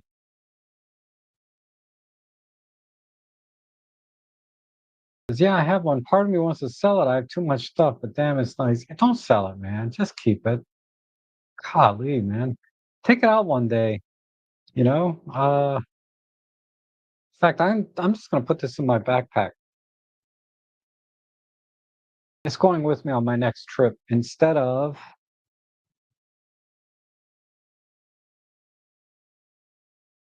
the OM3, I guess. Why not? Because I need to test some things on my Fuji. I gotta take this out more. Seriously, I got maybe 1,000 clicks on this in 2 years, and let me just show you the rest of my bag. Not that anybody cares what's in my bag, but so I got my I got my let's see if I can hold this up. My EM5 here, or EM1, my Fujifilm, my Pentax monochrome here. Uh, Maybe if I stand it up this way. Yeah. Uh, my 12 to 40 Pro, some filters, my K1, I'm sorry, my K3 monochrome with 17 to 50, and also my Sigma 8 to 16. The Fujifilm with the 18 to whatever their kit lens was, I can't remember, 16 to 55, I think it was. But my 12 to 40 Pro, I need to put the kit lens on here. So let me put my kit lens on here.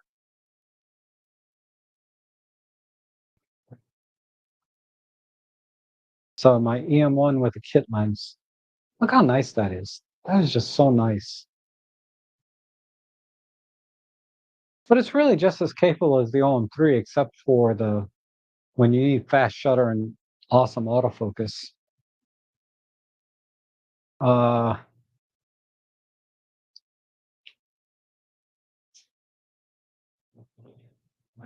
so that's that. And then in the top compartment, of course, straps. But there's my 60 macro lens to go with my macro setup with extension tubes. Always the 40 to 150 kit lens. Always, always. And little mini tripod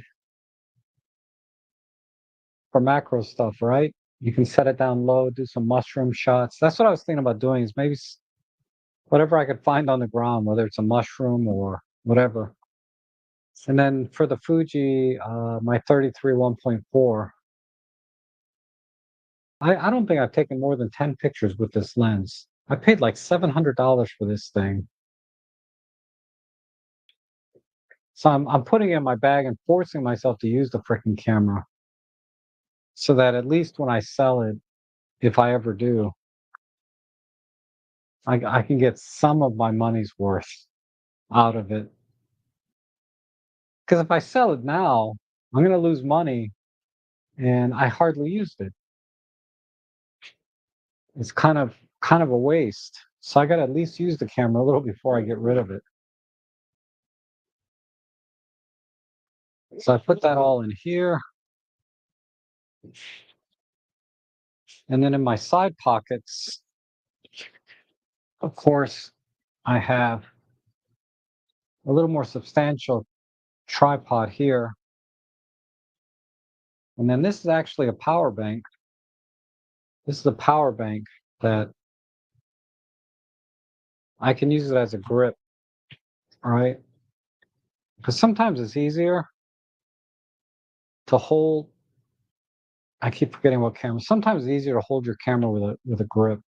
And then this also has a power bank if I need to charge anything.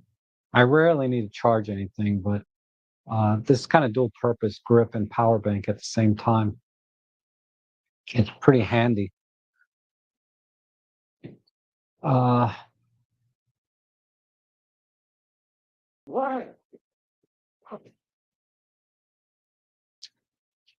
and then on the front here, I usually keep my tripod right in here, like my full size tripod.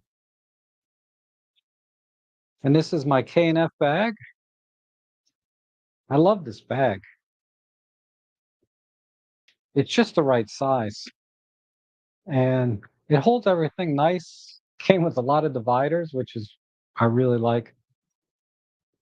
I've never really talked about this bag in any of my videos or anything, but I use this bag quite a bit actually, and it's held up pretty well. Because I bought this bag with my own money, they didn't send it to me to review. Uh, I just bought it. Okay, hold on.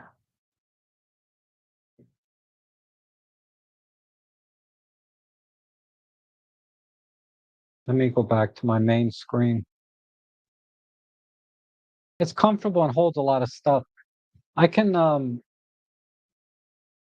actually in the top part here, where the top zipper is, I can put my 300 millimeter f4 Pro in the top part of this bag.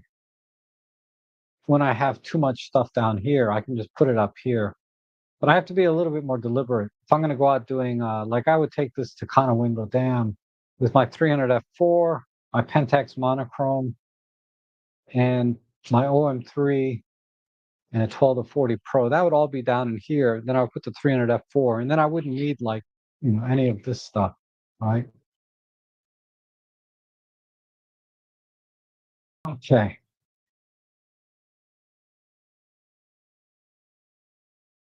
Yeah, those are pics from the M1 Mark One. Yeah, from earlier.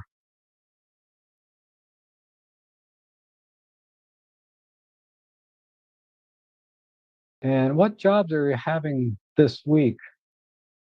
So the only thing I have this week, it's not a paid job, but I'm gonna go check out a studio for doing portraits. And another photographer is paying for the space and doing a photo shoot. So I'm gonna just kind of tag along. It's somebody I'm tutoring actually for flash photography. So she wanted me to see the studio that she rents. Um, so I'm gonna bring some lighting and help her set up the flash photography side. So I'm getting paid to teach flash photography, not for the photo shoot itself. So I'm just tutoring on flash, not, but I'm going to a studio. So it's a job, right? It's a job. It's just a tutoring job, not a photo shoot job. And come price drop, I'll buy the OM3. I don't miss my OM1 for a camera. The OM1 is awesome, stellar camera on its features, just boring to use. OM3 appears to be more of a fun factor. Yeah. Oh man, the OM3 is awesome. It's awesome. How much does your bag full of kit weigh, Rob? It had slipped this last year. Bone fusion surgery, so I have to watch what wow. In that situation, I would not bring this big bag. I don't know what this weighs, to be honest. But I got a lot of stuff in there that you wouldn't normally carry, right? Like, how many people are going to bring Fujifilm X-H2, a Pentax monochrome, and whatever micro four thirds camera, right? Together with two or three lenses, well, two lenses for each one. I got two lenses for the Pentax, two lenses for the Fuji, and two lenses, actually three lenses for the micro four thirds. Because I have the kit lens, the 12 to 40, the 60 macro, four lenses, and the 40 to 150 with the macro kit. So this is quite heavy. And if I add on the tripod that goes in here, it's going to be a problem. It's going to be pretty heavy. For a normal shoot, like if I'm just doing a photo walk, I'm going to bring my 6 liter bag, which is, it's going to be this one, right? So I'm going to bring this 6 liter bag with, it just has 3 slots, right? And it's quite large. I mean, the OM3 fits in there. And then I'm getting a V480, which is smaller than this. But this is the V1. I'll drop that in there. And then this is my flash diffuser, my tabletop tripod. And then in this center pocket, I'm going to have my 12 to 40 or whatever lenses. I can fit a 12 to 40, a 60 macro together in this spot. And then on top of that, I can put my uh, macro kit with the extension tubes and diopter right on top. And this I would imagine weighs, I can't even think, because the bag is about a kilo. The camera with lens is about a kilo. And then all the accessories, maybe another kilo. So I'm thinking about 3 kilos for this whole setup, is my guess. Let me get a scale. I have one.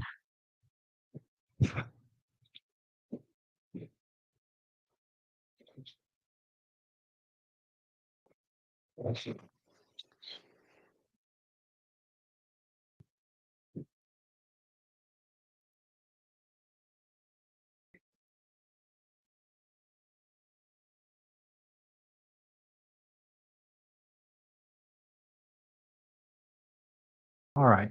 Go back to camera 3. So, uh,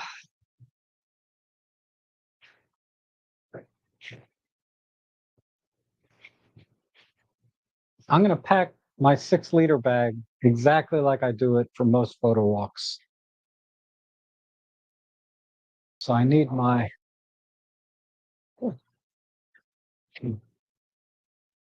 60 macro. I need my pocket macro kit. I need my flat or 40 to 150. Always bring that. Doesn't matter. I don't need anything else in there. And then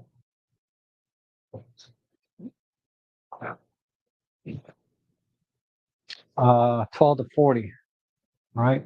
I don't necessarily need the 12 to 40, but because a lot of times I'll just use the kit lens. But let's just say, because the 12 to 40 lets me use all the filters that I like to use. I don't know if you guys can see when I was talking about this thing being full of spots. I doubt it will show. There's like just a ton of spots on this lens. You can see some of the spots. Anyway, trust me, it's a wreck. All right, so 12 to 40 Pro, 60 macro, pocket kit here, and oops, I need my, where is it? I use these little can coolers inside my bags, and I keep these can coolers in my bag so I can put my lenses in without scratching other stuff. So this is kind of what it looks like all packed up, right? There's my OM3. So the OM3 would have the kit lens attached to it normally. 60 macro, 12 to 40 Pro. This macro kit, which has the extension tube, diopter, and mini flash, and then my 40 to 150, which I'll just put right there. And then, of course, this zips all the way up. I don't need to do that. But then I don't normally bring my charger or grip. I just have my tabletop tripod, which I do bring quite often. So let's do it this way. Okay.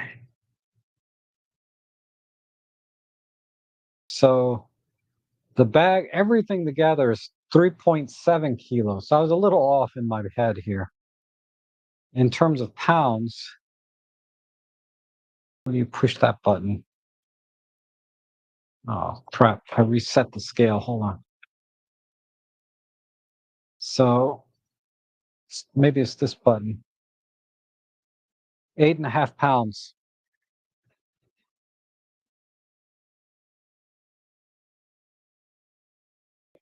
8.5 pounds or 3.7 kilos for Basically everything. I have everything covered from 12 millimeters up to 150 millimeters. I can do macro, I can do short telephoto, I can do flash photography, on and off camera. Uh, because my Media F2 has a off camera capability and tabletop tripod.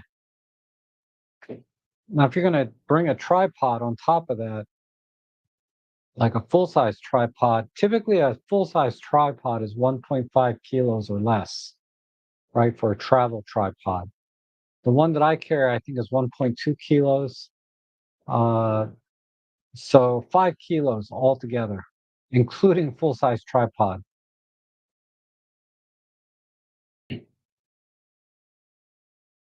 Hopefully that was helpful. I don't know.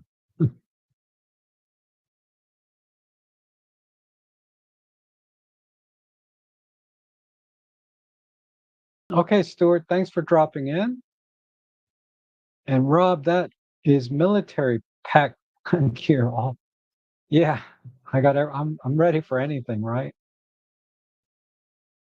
Wow, that little thing is a tripod in your side pocket. What kind of tripod is that? I could really use a smaller print. Yeah. So this tripod here, this is the what a silly name. I never saw looked at it before. Old Shark. But of course it's tabletop, right? It's short, but the legs extend out like this. So I can get it a little bit taller. We have a really decent ball head. It'll certainly hold an OM3, really just about any micro four thirds camera with normal lens. Has an extra hot shoe. The legs also have are adjustable so you can go completely flat, well, relatively flat. So very, very low um, to the ground type photography. And then it's all metal, probably aluminum because it's relatively lightweight. You can also use it as a grip to hold your camera when you're walking around, if you're vlogging or whatever. I got this for 20 bucks when it was on sale. If you guys are not watching my shopping for deals live stream, I normally do it on Tuesday. I think this week I have to do it on Monday. Like I have to do it tomorrow because I have a social thing on Tuesday. But this is back up to like 50 bucks now. But these are the kind of deals I try to share with people and make like I'll make like a less than $1 if you buy this at if you buy this, but every little bit helps, right? So let me find it for you. Um,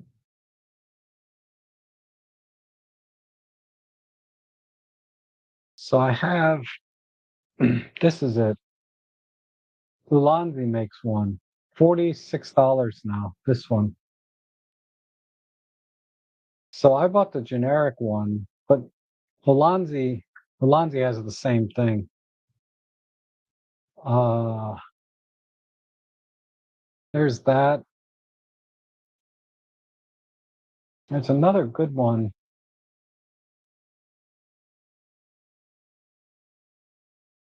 Sure makes a lot of nice little tripods. That's the one that I use. Let me see. Let me check my order page.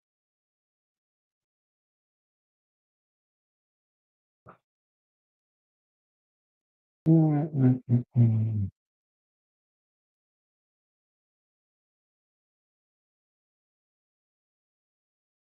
Why isn't it on my order page?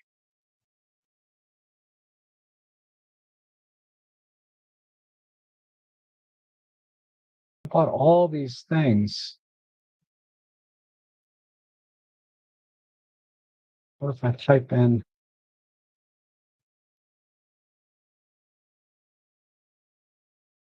No.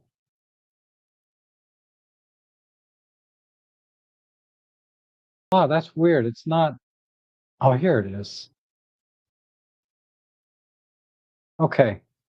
So the one that I bought is $5. It's the same thing, but it's $5 cheaper. I bought it when I bought it, it was like 20 bucks. Uh, but I can recommend this one. So I'll give you the link to this one.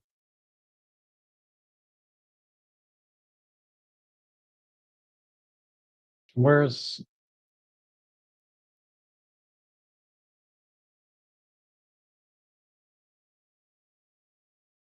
because some people they don't care if it's on sale or not. They just want it and they buy it, right? So I don't want to make any assumptions. That's the that's I'm giving you a link to this one that I made, my affiliate link to this one. The head comes off too, which I like. So if you don't want to use the ball head, you can just use this as a stand, just like this. So it's really versatile. I think it came with something else too. Can't remember. I don't use it, but I just keep that in the side.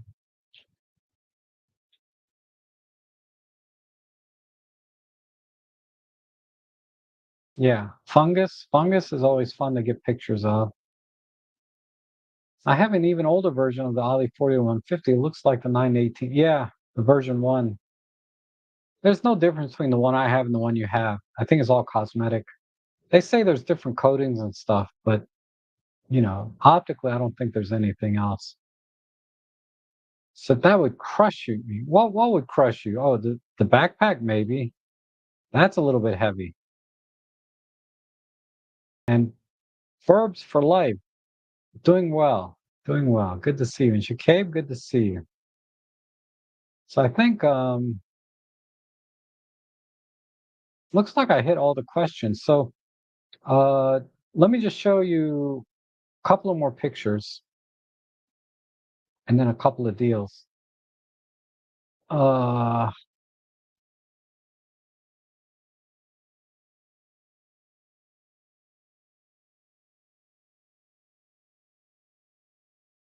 so again, this is what was this? This is the M5 Mark III. Somebody was asking about the M5 Mark III. This is a great camera. EM5 Mark III, little Dragonfly, EM5 Mark III. This is the 300 f4 Pro, um, EM5 Mark III. Now, this image here is focus stacked, I believe. So the detail's pretty amazing. I'm I'm learning that I need to work on my technique here for focus stacking with a 300 millimeter f4 because I didn't set the increments or the number of shots high enough. And I didn't quite get everything I wanted in focus because you'll notice the eye is super sharp and then it stops. So I need to adjust my parameters so I get the entire eye here sharp. But yeah, this came out pretty amazing. All of the details and everything. And then I did some moon shots. Now, there's a lot of variations here of the same thing, right? The main difference is uh,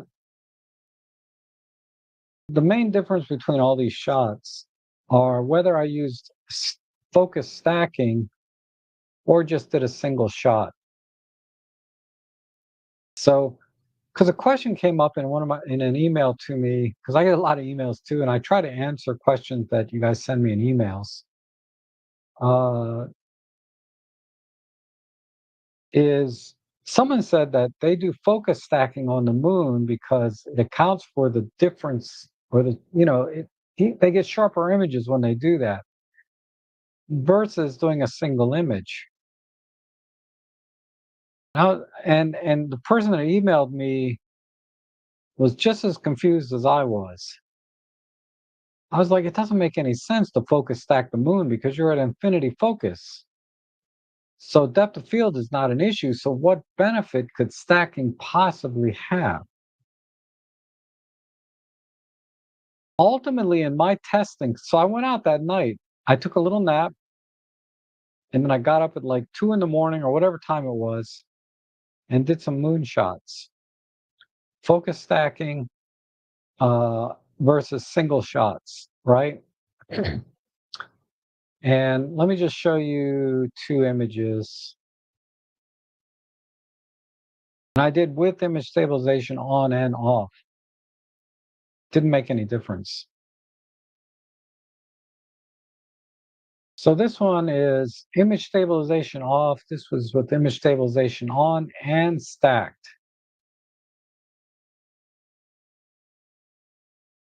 And this is the non-stacked image over here. This looks sharper to me than this one. Let me go to another part.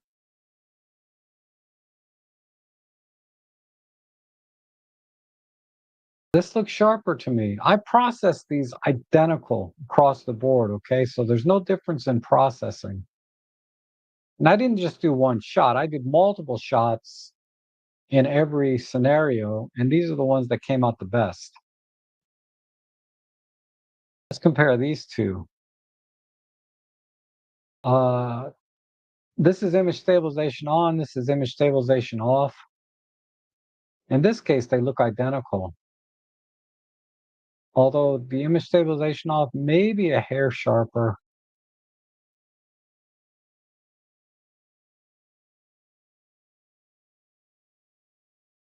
And this is the 300 F4 Pro, no teleconverter. On my, I think my OM3. Yeah, this is my OM3.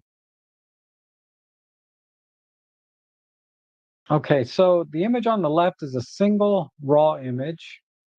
Image stabilization turned off on both. This is a stacked image.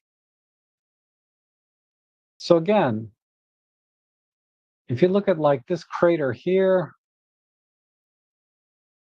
the non-stacked is sharper to me. Okay, let's go to this corner up here.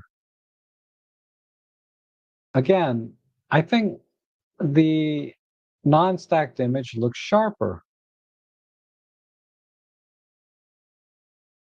especially right in here. I'm at almost 2000% magnification. This looks sharper.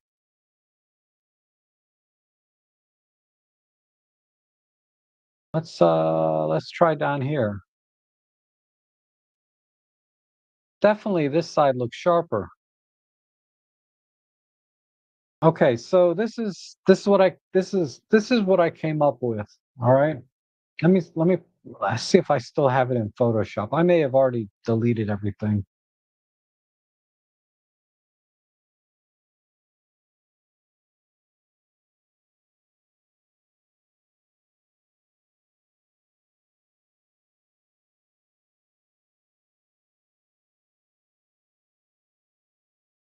Just a quick thing while Photoshop is loading. So I'm using Fastone, Fastone. It's a great little free package.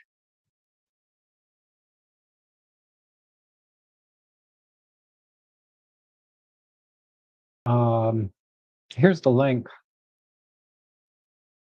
It's great. I like it. And then, yeah, Burbs for Life is stacking for the moon doesn't make sense because the entire moon is already in focus. So frames that have different focus plane only introduce softness and lack of detail. Okay, so uh, could high res 80 megapixels stack that moon? No, it doesn't work. And I'll tell you why I think it doesn't work because I tried.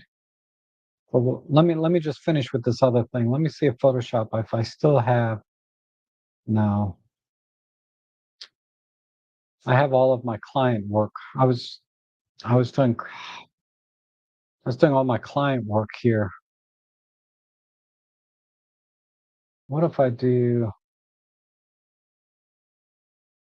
yeah, this is all client work, so it's gone. Well, anyway, uh, I'll try and Explain. So we all know a single raw image, right? Process it, get the focus right. Image stabilization on or off didn't seem to make any difference when I was shooting the moon. Focus stacking. So I did 15 shots and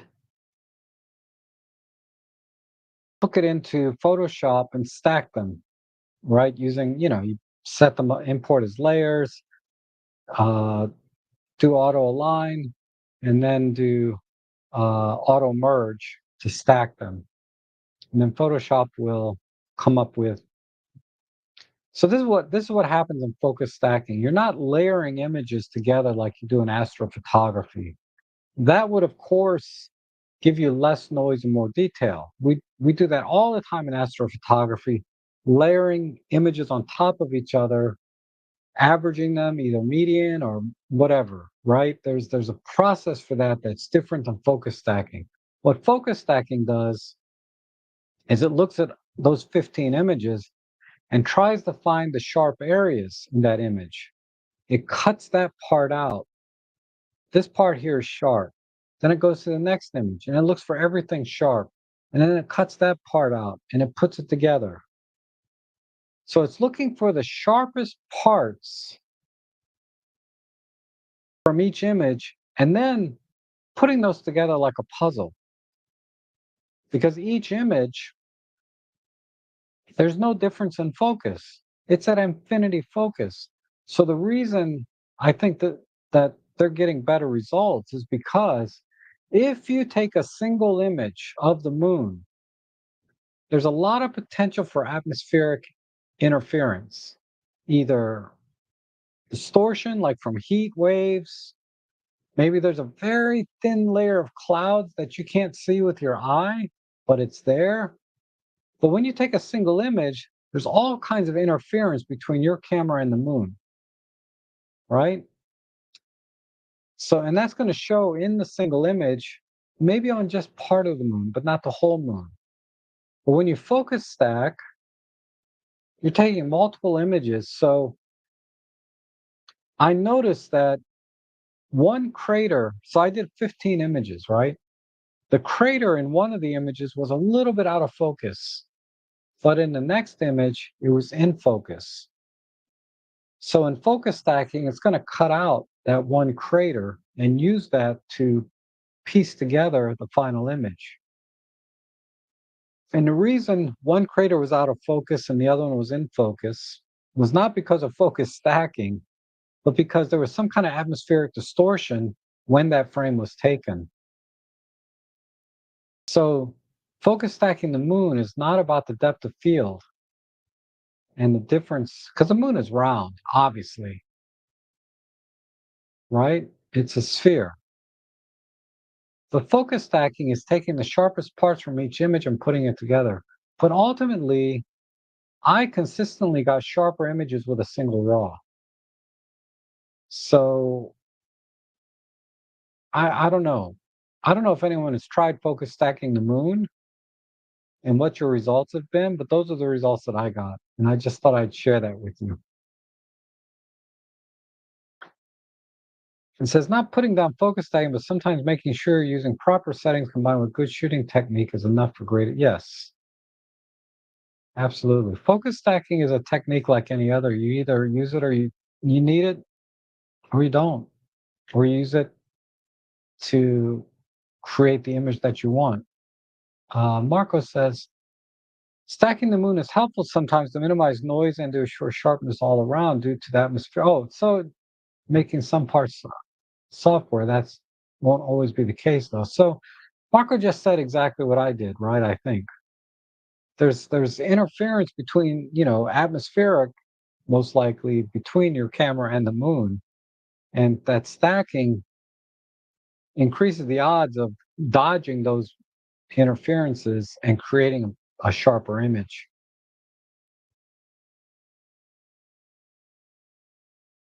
Okay, I resent the K1D. Check the spam. There are some links in Pentex forums and a couple. Okay, yeah, the zip files is was having trouble finding the tethering software. and what have you. But I updated the firmware so I could use the tethering software.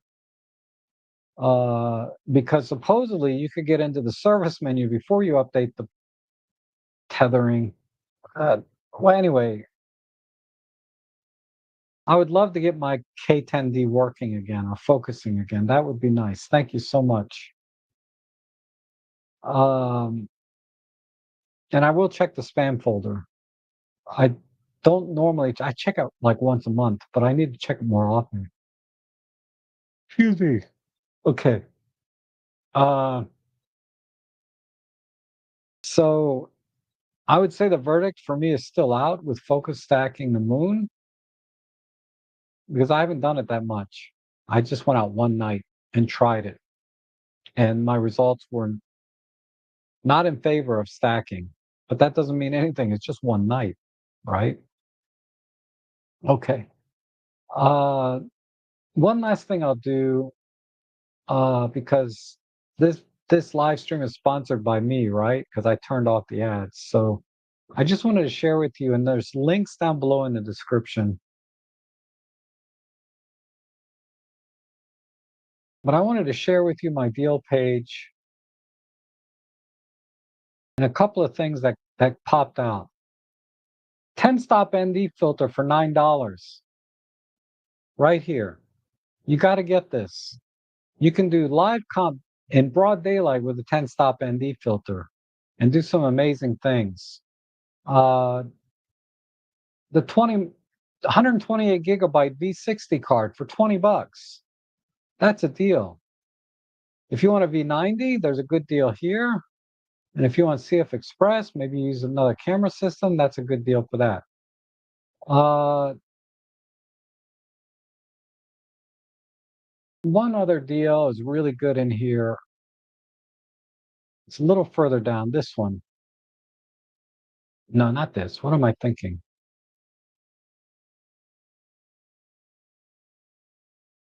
I'm sorry for all the scrolling. Give me a second.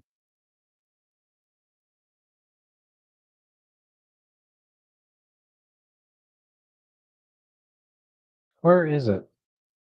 Here. This this is an amazing deal. 72 millimeter filter ring, magnetic, 10 stop ND, circular polarizer, metal lens cap.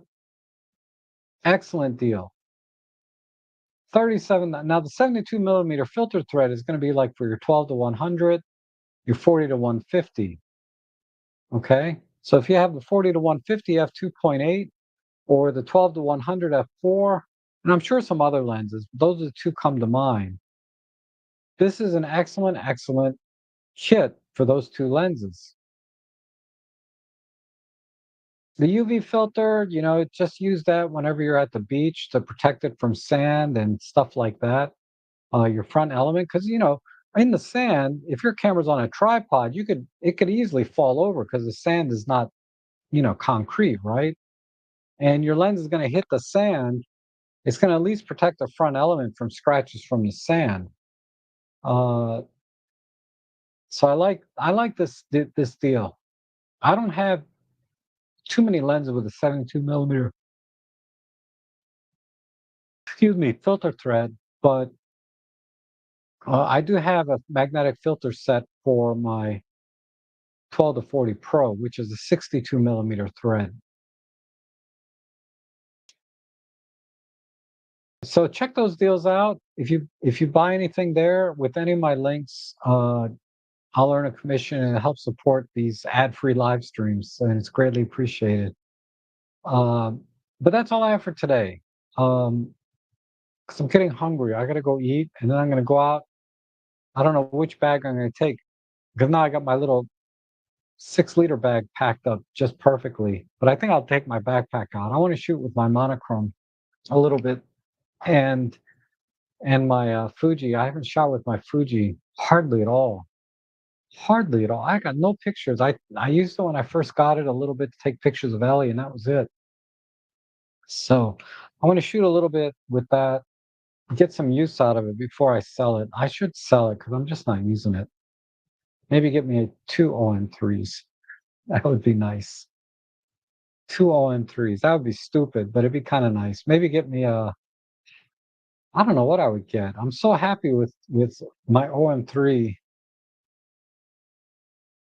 I don't know what I would get in place of an XH2. 'Cause the XH2 is a really nice camera. It really is a good camera. It takes nice pictures. I just I can't think of anything I would replace it with. Maybe if OM System comes out with a new camera this year, because 'cause they've been hinting at it. I mean, OM3 is out, but what else could they make? They got the OM5 Mark II in sand beige. I kinda wanted that for a little while, but that tempered. And Panasonic, they're taking forever to release Micro Four Third cameras anymore, right? So, uh, maybe a Panasonic S5 S1R Mark II, or just the Mark One. I don't know. I'd really like to get back into the L mount system. I really like that camera mount. I love the lenses. I had it for a little while. I miss it. But anyhow, thank you so much for watching today. You guys have a great rest of your day, a great week. Eat healthy, exercise, because I want to see you guys for a long time to come. And I'll be back probably tomorrow for a shopping stream where I'm going to find some really good deals and talk about some deals and answer your question about looking for deals, right? It's all about shopping tomorrow, dealing with gas. There's no cure for gas. So I'm just going to embrace it and do live streams on buying stuff. That's just, you know,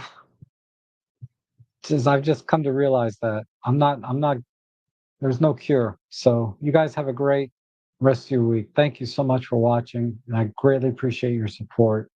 Hope to see you again soon.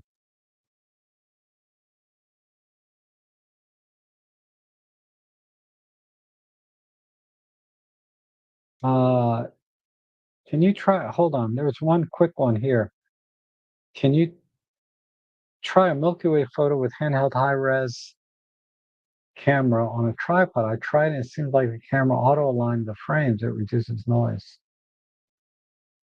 I'll try it. I have to get out to a dark sky, which is not very often. The closest one is a couple hours away from me. So if I do, I'll try it, but I can't see the Milky Way where I live. It's just I'm like in a Bortle 9 or 10, like super high, bright city lights all the time. Uh, but I'll try it. Okay.